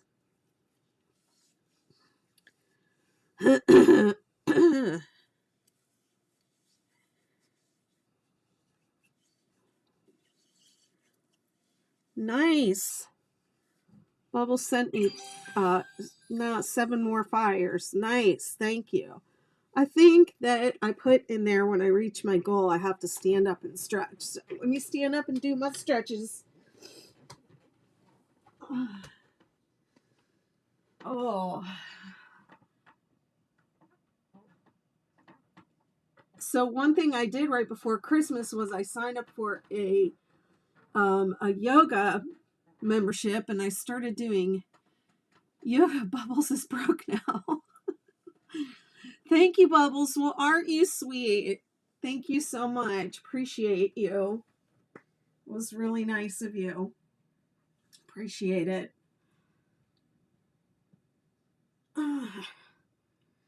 Yeah, so I did a couple of Bikram yoga classes here at home, which thank goodness I'm at home where nobody can see me on Zoom with my camera off, because I can't do most of the postures anymore.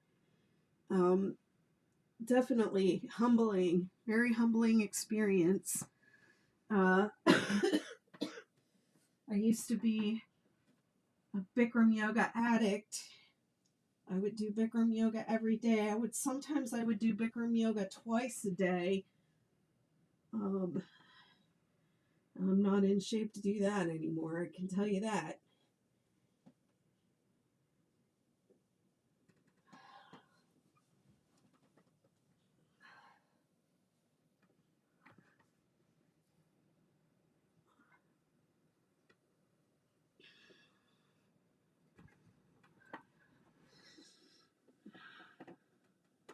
All right, that was a good stretch.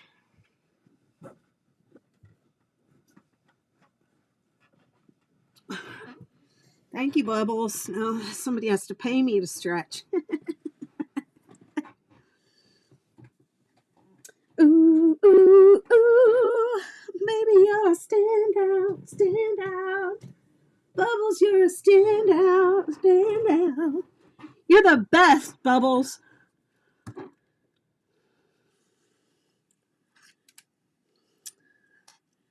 I wonder they call him Bubbles because it's so bubbly. So nice.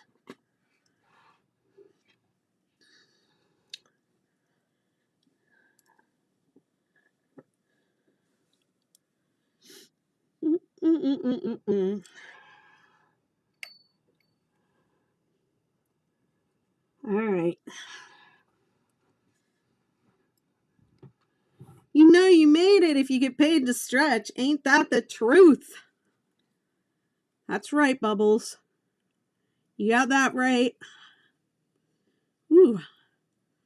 I'm definitely feeling the stretches in some places that haven't been stretched in a while. You know what I'm saying?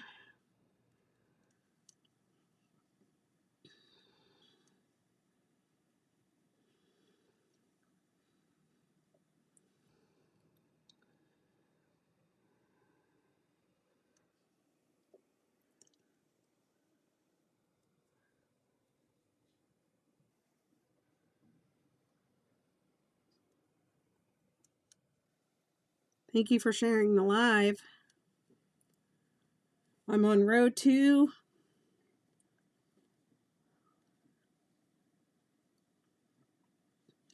This is the pain row of the 6-day blanket.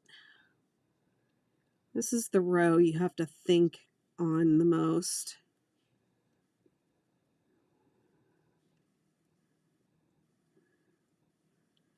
It's really only super scary the first time. And then you get, it kind of sets up the rest of the blanket. So once you get the setup complete, then you're good.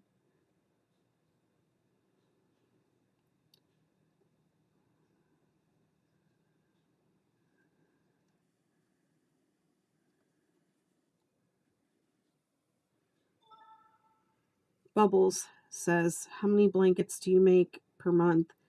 Not as many as you might think, because I don't make blankets to sell. I mostly design blankets, so it just depends. Sometimes I take a break and I make a gift for somebody, or I make something. Like I had a couple babies in my life this year that I made blankets for. Even when I do that, though, I usually will use that as an opportunity to make a sample of something. Like one of the babies got the Ridgy Didge Superstar, and I photographed it for the pattern. And then another baby got the 16-point Superstar, and I photographed that for the pattern. But I did a lot of star blankets last year. I have made a couple of videos about all the different star blankets I did in 2023.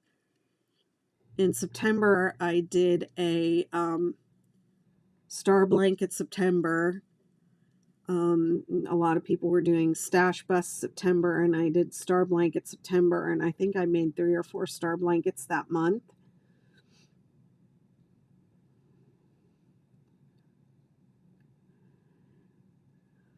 But I had a weird year. I interrupted what I had planned to do some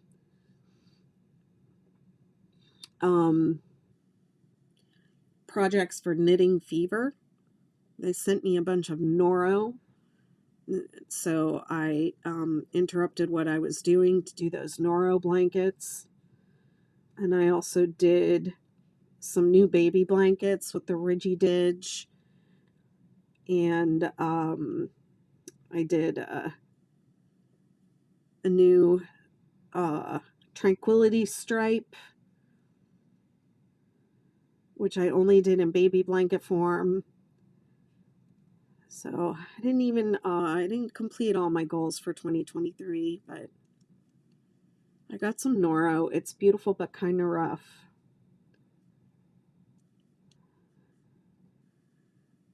Well, it can be rough if it's got a high wool content.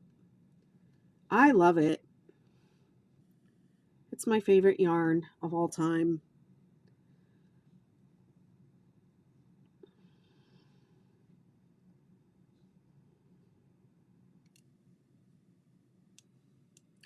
It's 100% wool. Which Noro is it?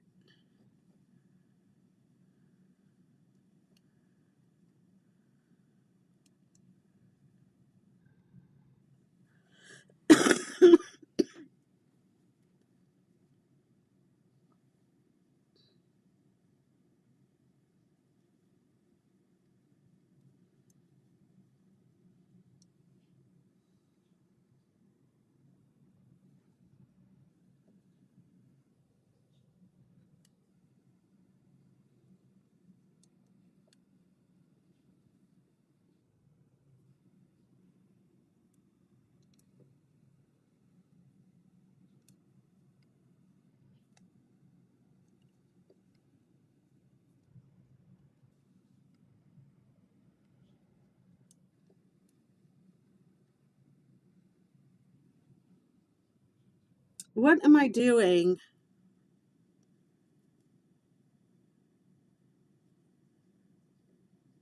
Oopsie. Okay, I did an extra double crochet.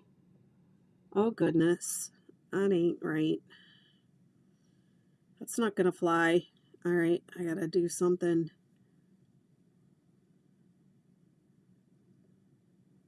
I'm gonna do this. It just says Noro, the rest is not in English.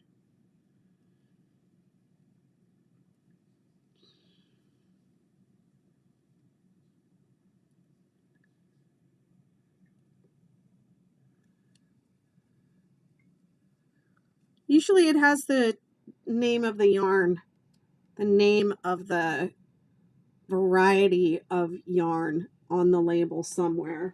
Like, let's see.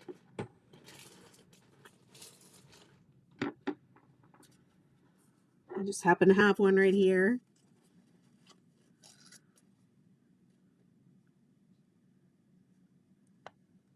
Tsubami. That is the name of the yarn.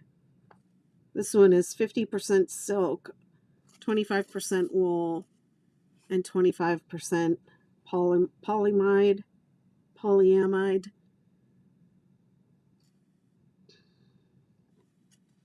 I haven't decided what I'm going to do with this yet. That kind. Yeah, but they all look like this. And this one is not 100%. It's Ito. Yeah. So it'll say it right here, Ito. Is that a 4-weight? And how many do you have of it?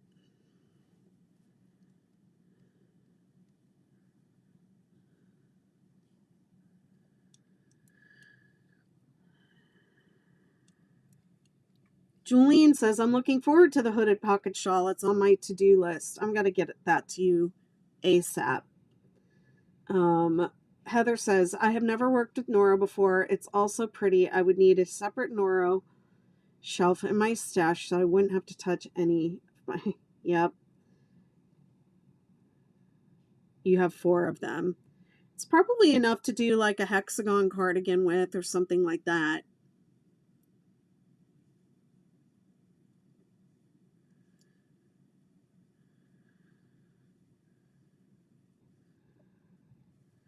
If you live in a climate where a wool sweater will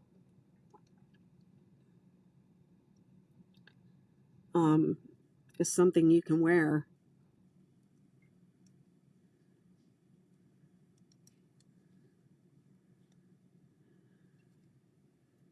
You have 5.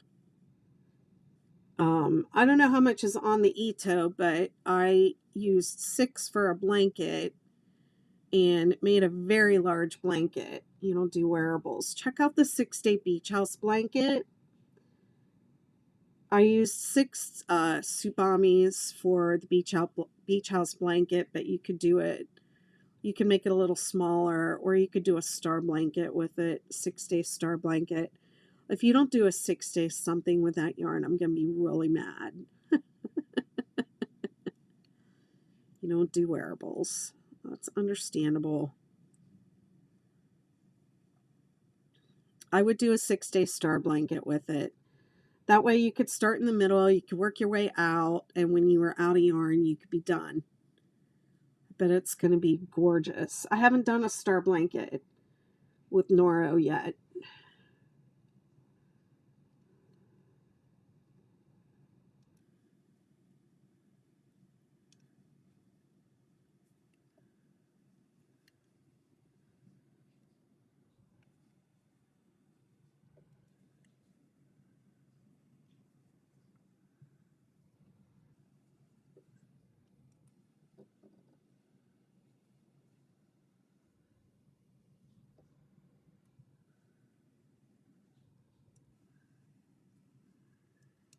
Is it on your bucket list for this year? Sure. I mean, I have these tsubamis right here. I have 6 of them. And this is enough for a beach house blanket, a 6-day beach house blanket. I was thinking about doing a great granddaddy, 6-day great granddaddy blanket with these. And I was also thinking about doing a star, but I haven't decided. They've just been sitting here. It's like Heather said, they're precious.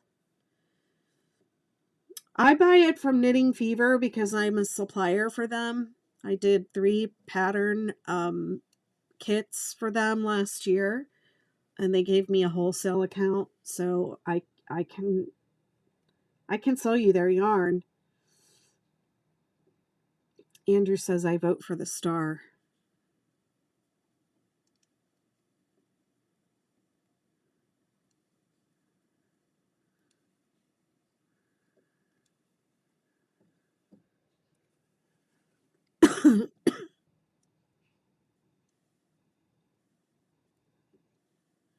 Yeah, so I get it straight from the supplier. And I sell the kits on my site. So if you want the Tsubami kit, and I have a 6-day star shawl and a 6-day a superstar shawl that I did with the Noro Yukata, which is a silk blend. I hate to go so soon, but I have to get dinner ready. You all have a great night, and thanks again, Betty, for all your patterns and all the work you do. It's inspiring. Thank you so much, KL. I appreciate your kind words so much.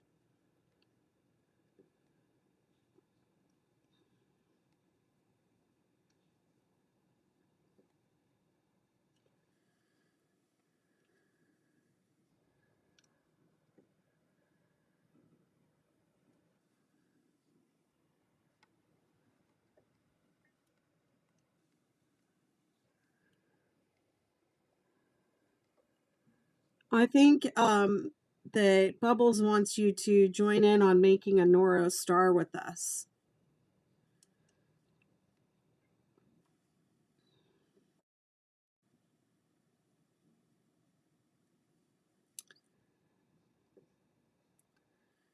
Okay, have a good night. Have a good dinner.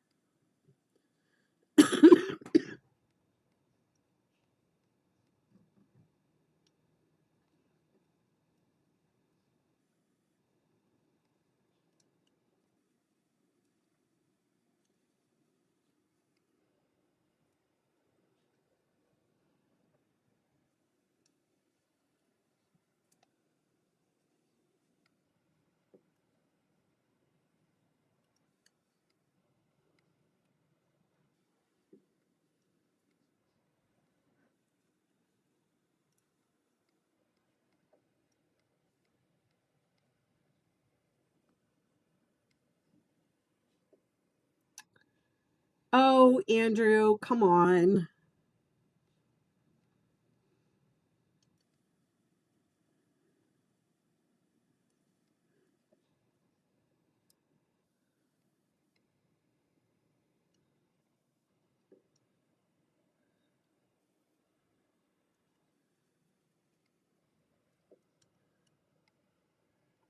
Seriously, pattern designer.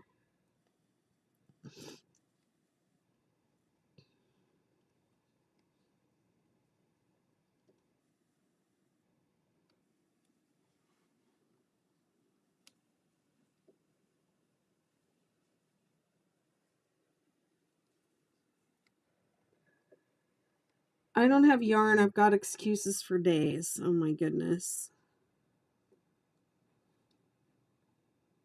Well, I have a whole box of yarn to put in the mail for you, so there.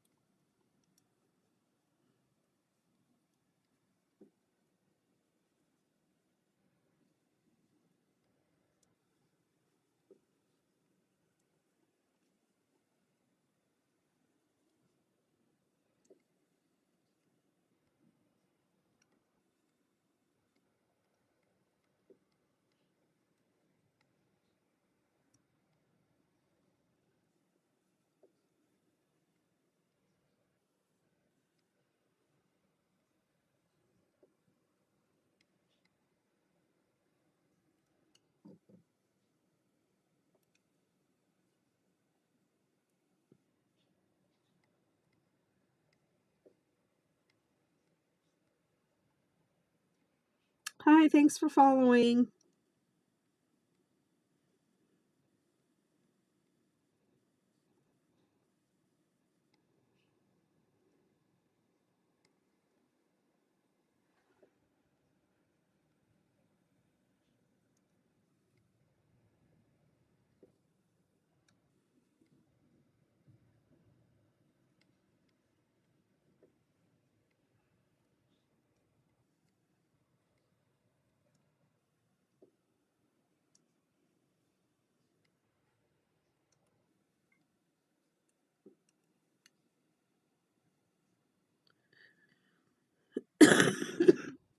Just frogged an 8-sided tablecloth.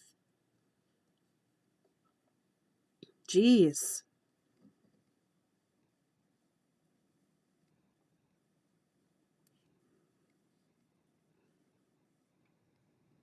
The whole thing?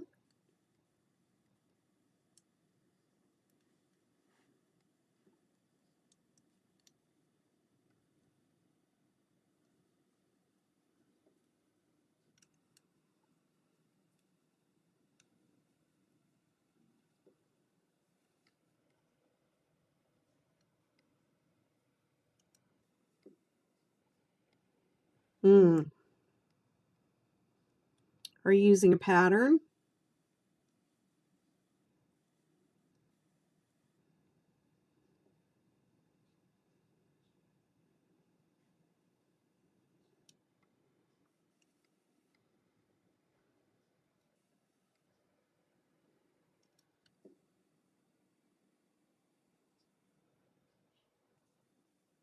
Freehanding it. Wow. Yeah, my one grandmother used to crochet stuff freehand, like those pineapple tablecloths and doilies, and um I don't know how she did it.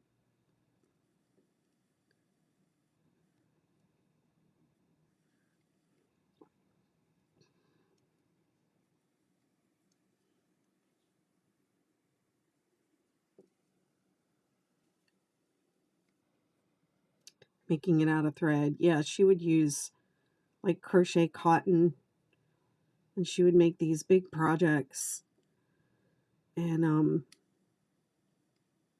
these dolls that I always thought were kind of weird, but she, like the plastic dolls with the big skirts, she would make these big skirts on them, and they would just be like free-handed. And I would ask my mom, like, where'd she get the pattern for that? And she was like, she just makes it up. Hey, Sky, it's a Furls Odyssey hook, and they're not making them anymore. So you have to get them on the black market.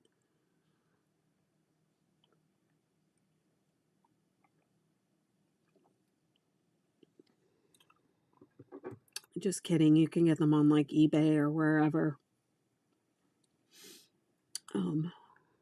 Secondhand market, I guess I should say.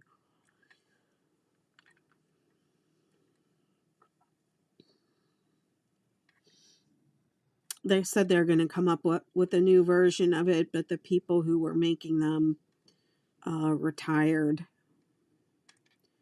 I started frogging it. Now my husband is finishing that for me. Well, that's nice.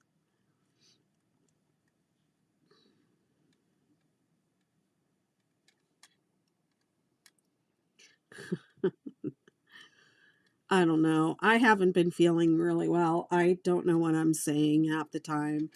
I went to the grocery store earlier and I bought some fried chicken from the deli, and it had a sticker on it that said 50 cents off, use me now, peel here. And so I peeled the sticker and I scanned it in the machine, and it said insert the coupon into the machine, and I've never had to do that before. And so I stuck the coupon in where you're supposed to put coins.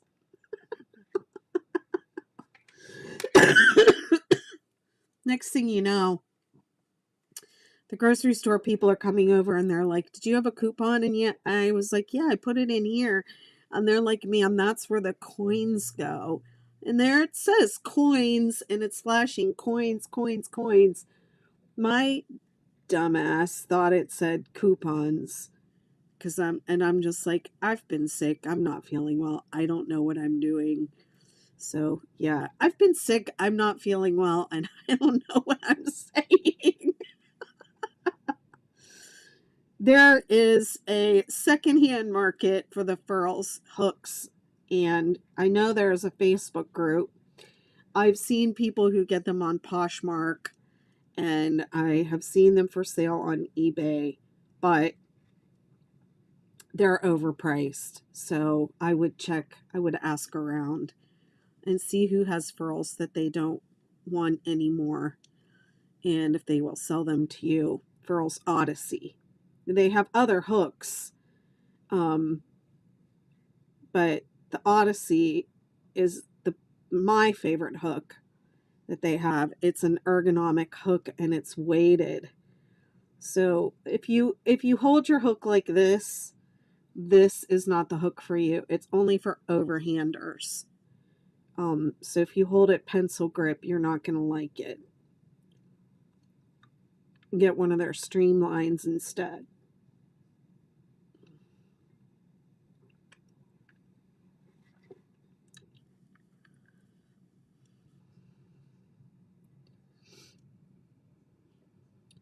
Have you seen these videos? I think they're really cute, where somebody wants to frog something and they give it to the boyfriend and he runs down the street with it.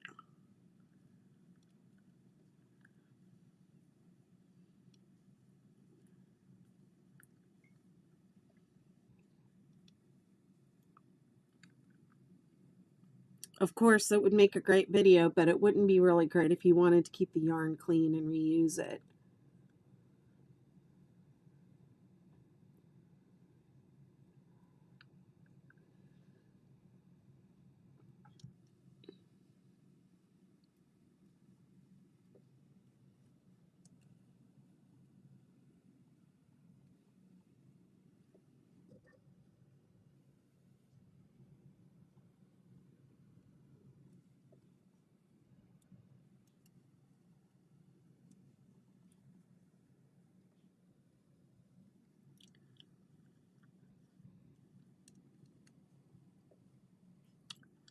Yes, so funny, but like you said, not useful.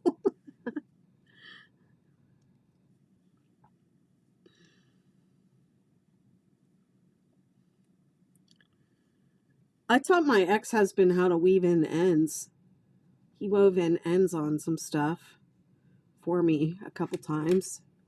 He couldn't stand the idea of unfinished projects.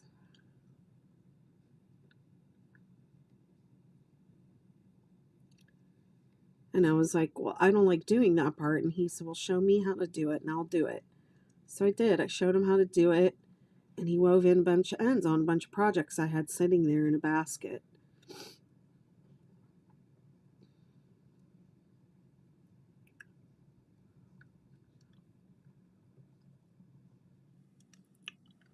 So my marriage wasn't a complete waste.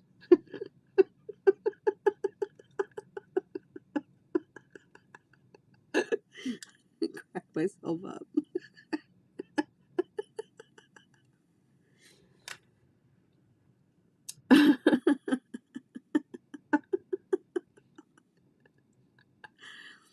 I got 2 kids and some ends woven in.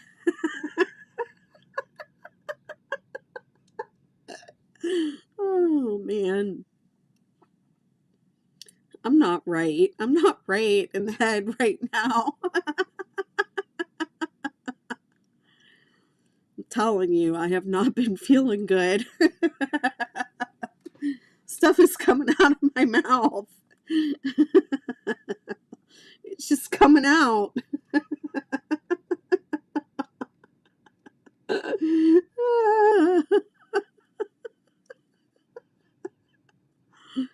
I think I need to take some Robitussin and lie down.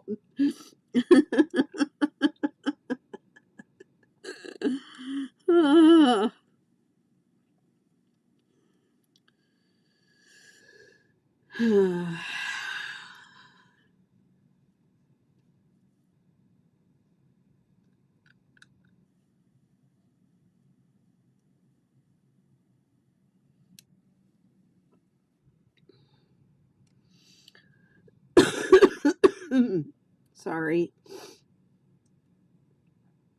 I'm going to finish up this row and I'm going to do one more. I'm going to end on row 4, which, by the way, with your 6-day blanket, you should always end on row 4.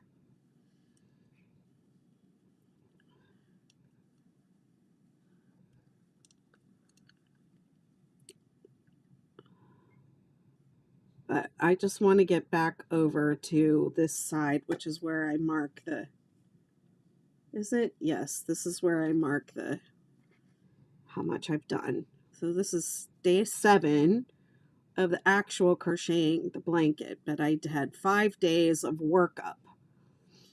Wow, did I really? I did a bunch of swatching and talking, and I find that just really amazing to think that I had 5 whole days of what was I doing? Swatching and talking before actually. I should probably go back and do some editing.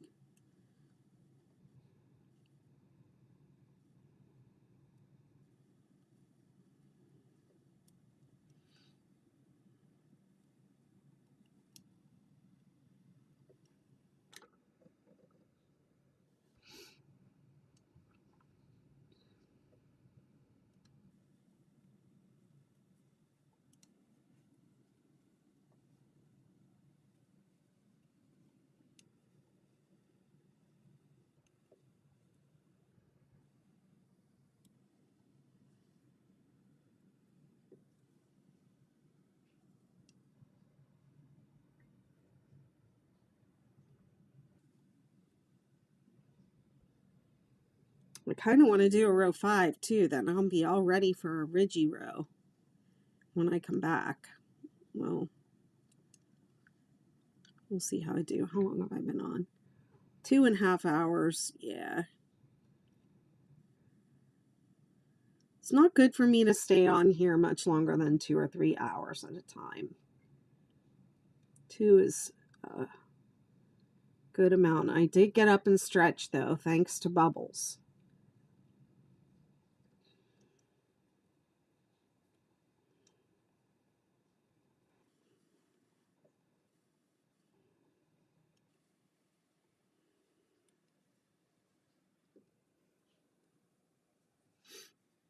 I've run out of funny things to say and I've started saying weird stuff, so probably about time for me to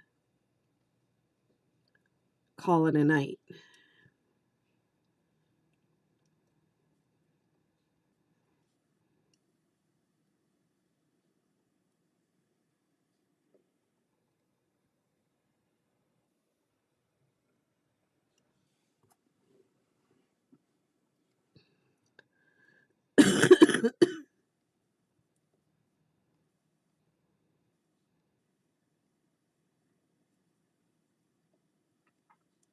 Thank you, Mrs. Duckman. If you go over to YouTube, you'll see a more accurate, the colors are more accurate over there. Not really super accurate here.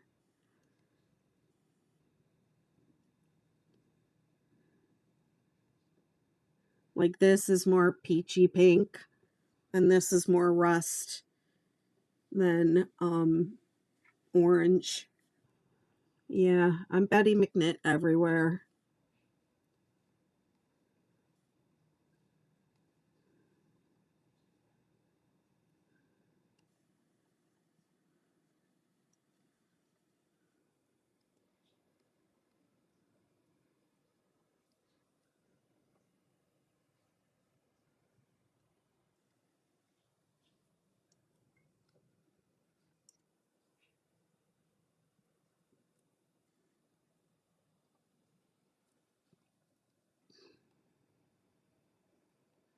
I chose colors I felt excited about. And then I had some colors that I didn't feel as excited about, and I sent those to Andrew. So hopefully Andrew will be more excited about them than I was. Can make something exciting with them.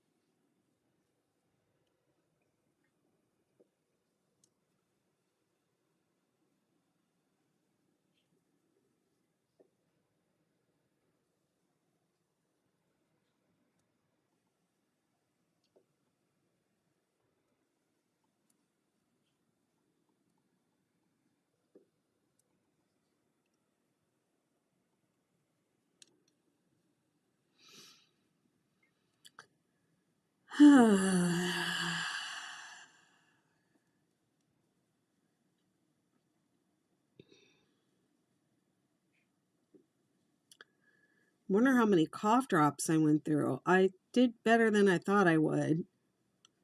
I was worried that I wasn't really going to be able to talk. But I'm happy to be able to go live again. Man, that was rough. I kept saying, I want to go live. I want to go live tonight. And then I was just not in any shape to do it. It's 60 inches wide, and the finished length will be around 70 inches. It's the 6-day kid blanket. The stitches are a pattern called the 6-day blanket. This is the Ridgy Didge version.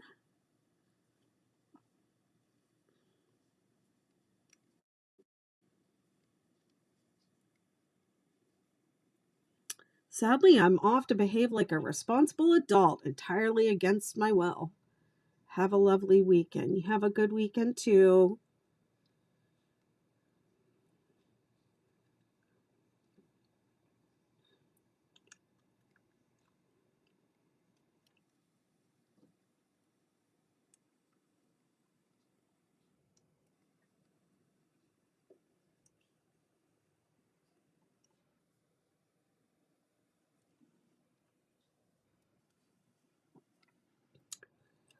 I've been wanting to do this pattern, just get sidetracked and work on something else. You don't have to make it this big. You can pretty much make it in any size. Is there a type of yarn you recommend? You can do it with any yarn. I don't recommend those blanket yarns or those velvet yarns, but I know people have used them and they turn out okay. I just think I think the pattern gets a little lost in them. People really, I think this pattern lends itself really well to the self-striping cake yarns because of the variation in this different stitches. The mid-row color changes aren't, real obvious. So, and you can also, I've done a lot of projects where I alternate the cakes, different colorways of the cakes. So yeah, I love cake yarn, the Mandala bonus bundle, Lion Brand Mandala bonus bundle, the Karen cakes, Karen big cakes, Karen anniversary cakes. They look great. The cakes work up great. The yarn I'm using right here is Lion Brand's Respun. Not my favorite to work with, but I think I like the idea of it being a recycled yarn. I mean, if you join my Facebook group, you can take a look at some of the yarns that people have used. I mean, it's literally almost any yarn. And I have lots of help for resize options. Like you can do a chunky version with fewer points and make a decent sized throw blanket. I've had people that have made like king and queen size bed spreads with this pattern. The original was a toddler size blanket, which is why it's called 6 days. Because it only took 6 days to work up. But even though it probably will take you longer than 6 days if you upsize, it still works up really fast. I mean, you can see just tonight I started down here tonight. I've been working for 2 hours, 2.5 hours.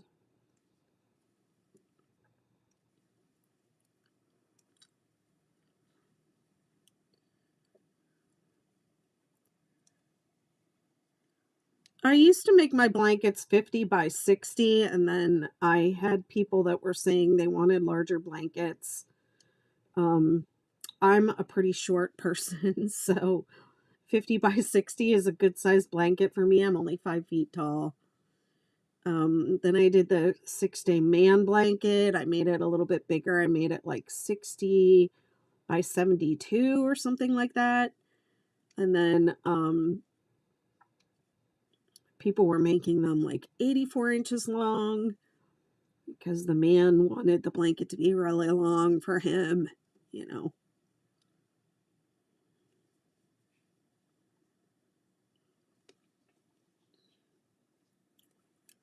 This is a very versatile pattern, and there's lots of different ways to stripe it. So just depending on which row you change colors on, you will get a blanket that looks different every time. That's why people make this blanket over and over and over again and just stripe it different ways.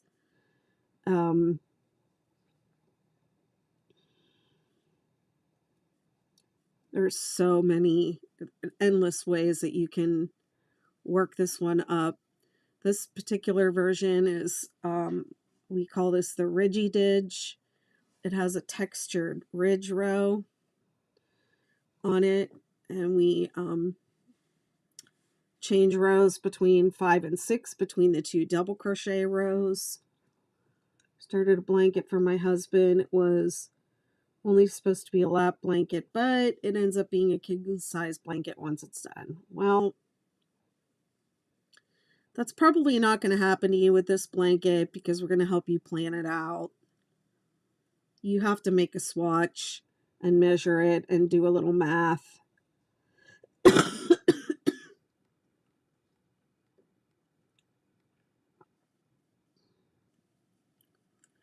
This isn't one of those chain until you get the size, you know, chain so many inches and do the same stitch over and over again. You have to put a little planning into it ahead of time, and then you make the blanket exactly the size you want.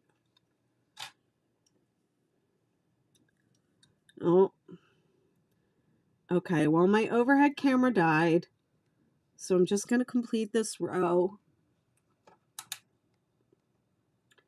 I'm not going to mess around with the camera anymore tonight.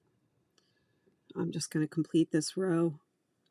I'm halfway there. Only have this much to go.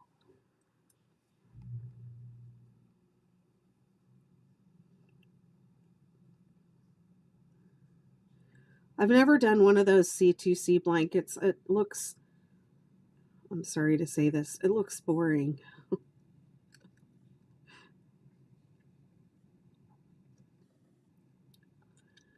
To be honest, I don't spend too much time making other people's stuff. I'm too busy working on my own designs.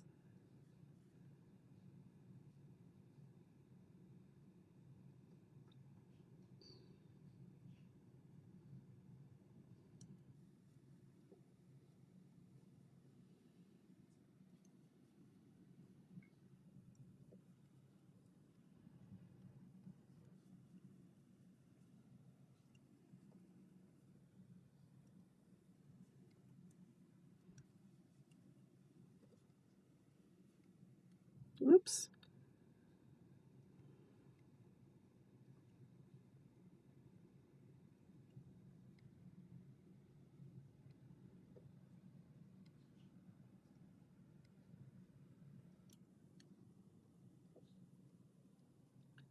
I usually end up making for someone all the time. I haven't kept anything I've made. You should definitely make something just for yourself.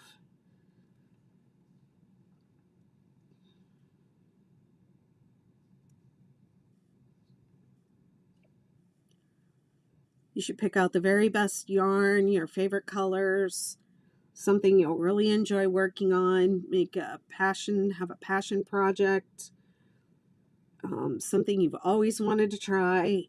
Make it just for you.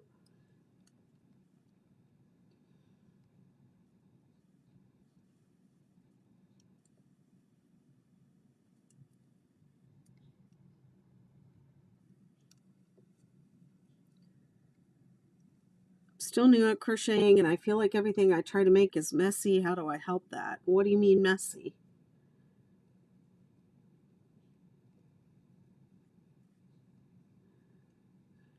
I mean, are you trying to make something beyond your skill level? Go back to your basics. Start at the beginning. A lot of the time we don't want to start at the beginning. We want to jump right to intermediate or advanced. Practice, practice, practice. I agree with that too. But make something at your skill level.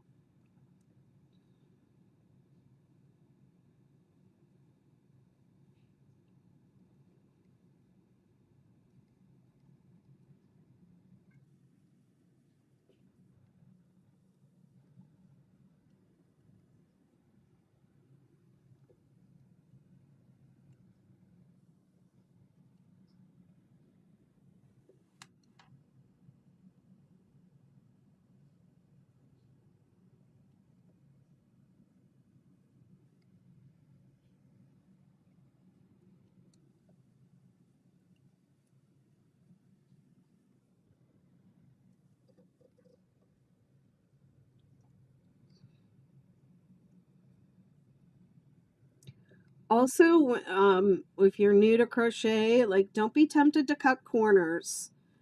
You know, people like to say, oh, I'll never chain and work into a foundation chain again.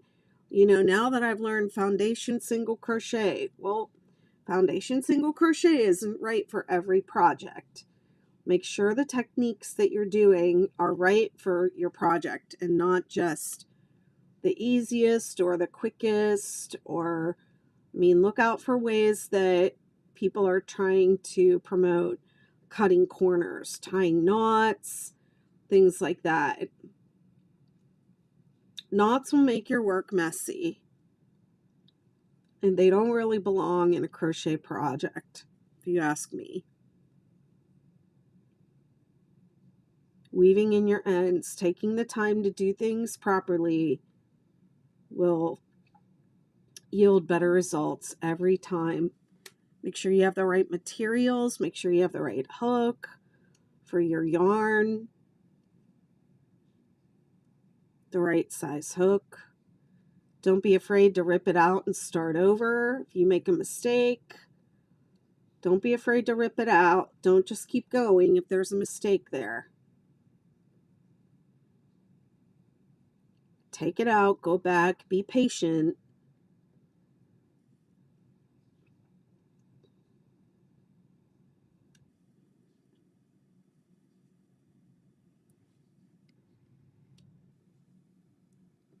Cutting corners, being in a hurry.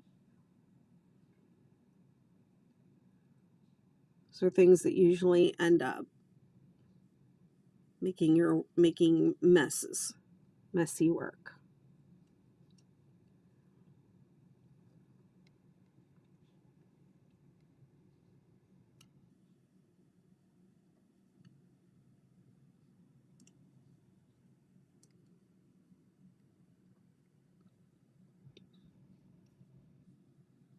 You're still at the basics.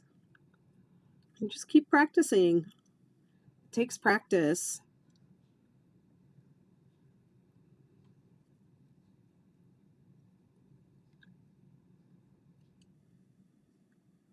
Keep it simple. You'll get there.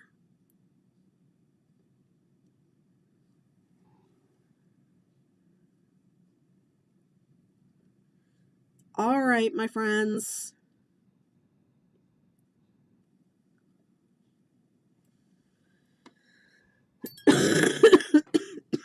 Excuse me. I guess I did a little bit more than I usually do.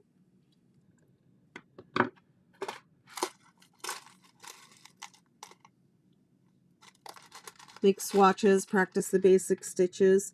That's good advice. I mean, often when we start crocheting, we're like, well, what am I making? You're just making a sample swatch. You know, don't try to jump right into making a scarf or a sweater. Just start out by making a swatch. Just a practice swatch, and you know, learn your basics and get it right. All right.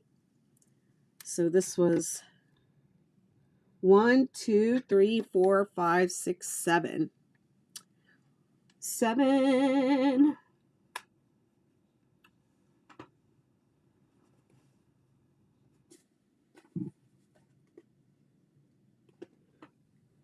Oh wow, and this is all the longer it is. Whoops.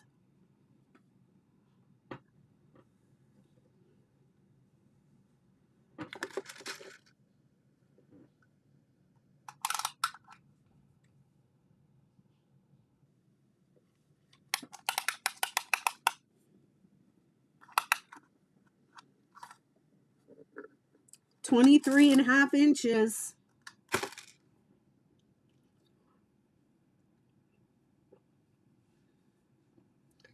2, 3, 4, 5, 6, 7, 8 stripes out of a total of 23. I had a long way to go. All right, my friends. Thank you so much for hanging out tonight. And stay warm, stay safe, stay well.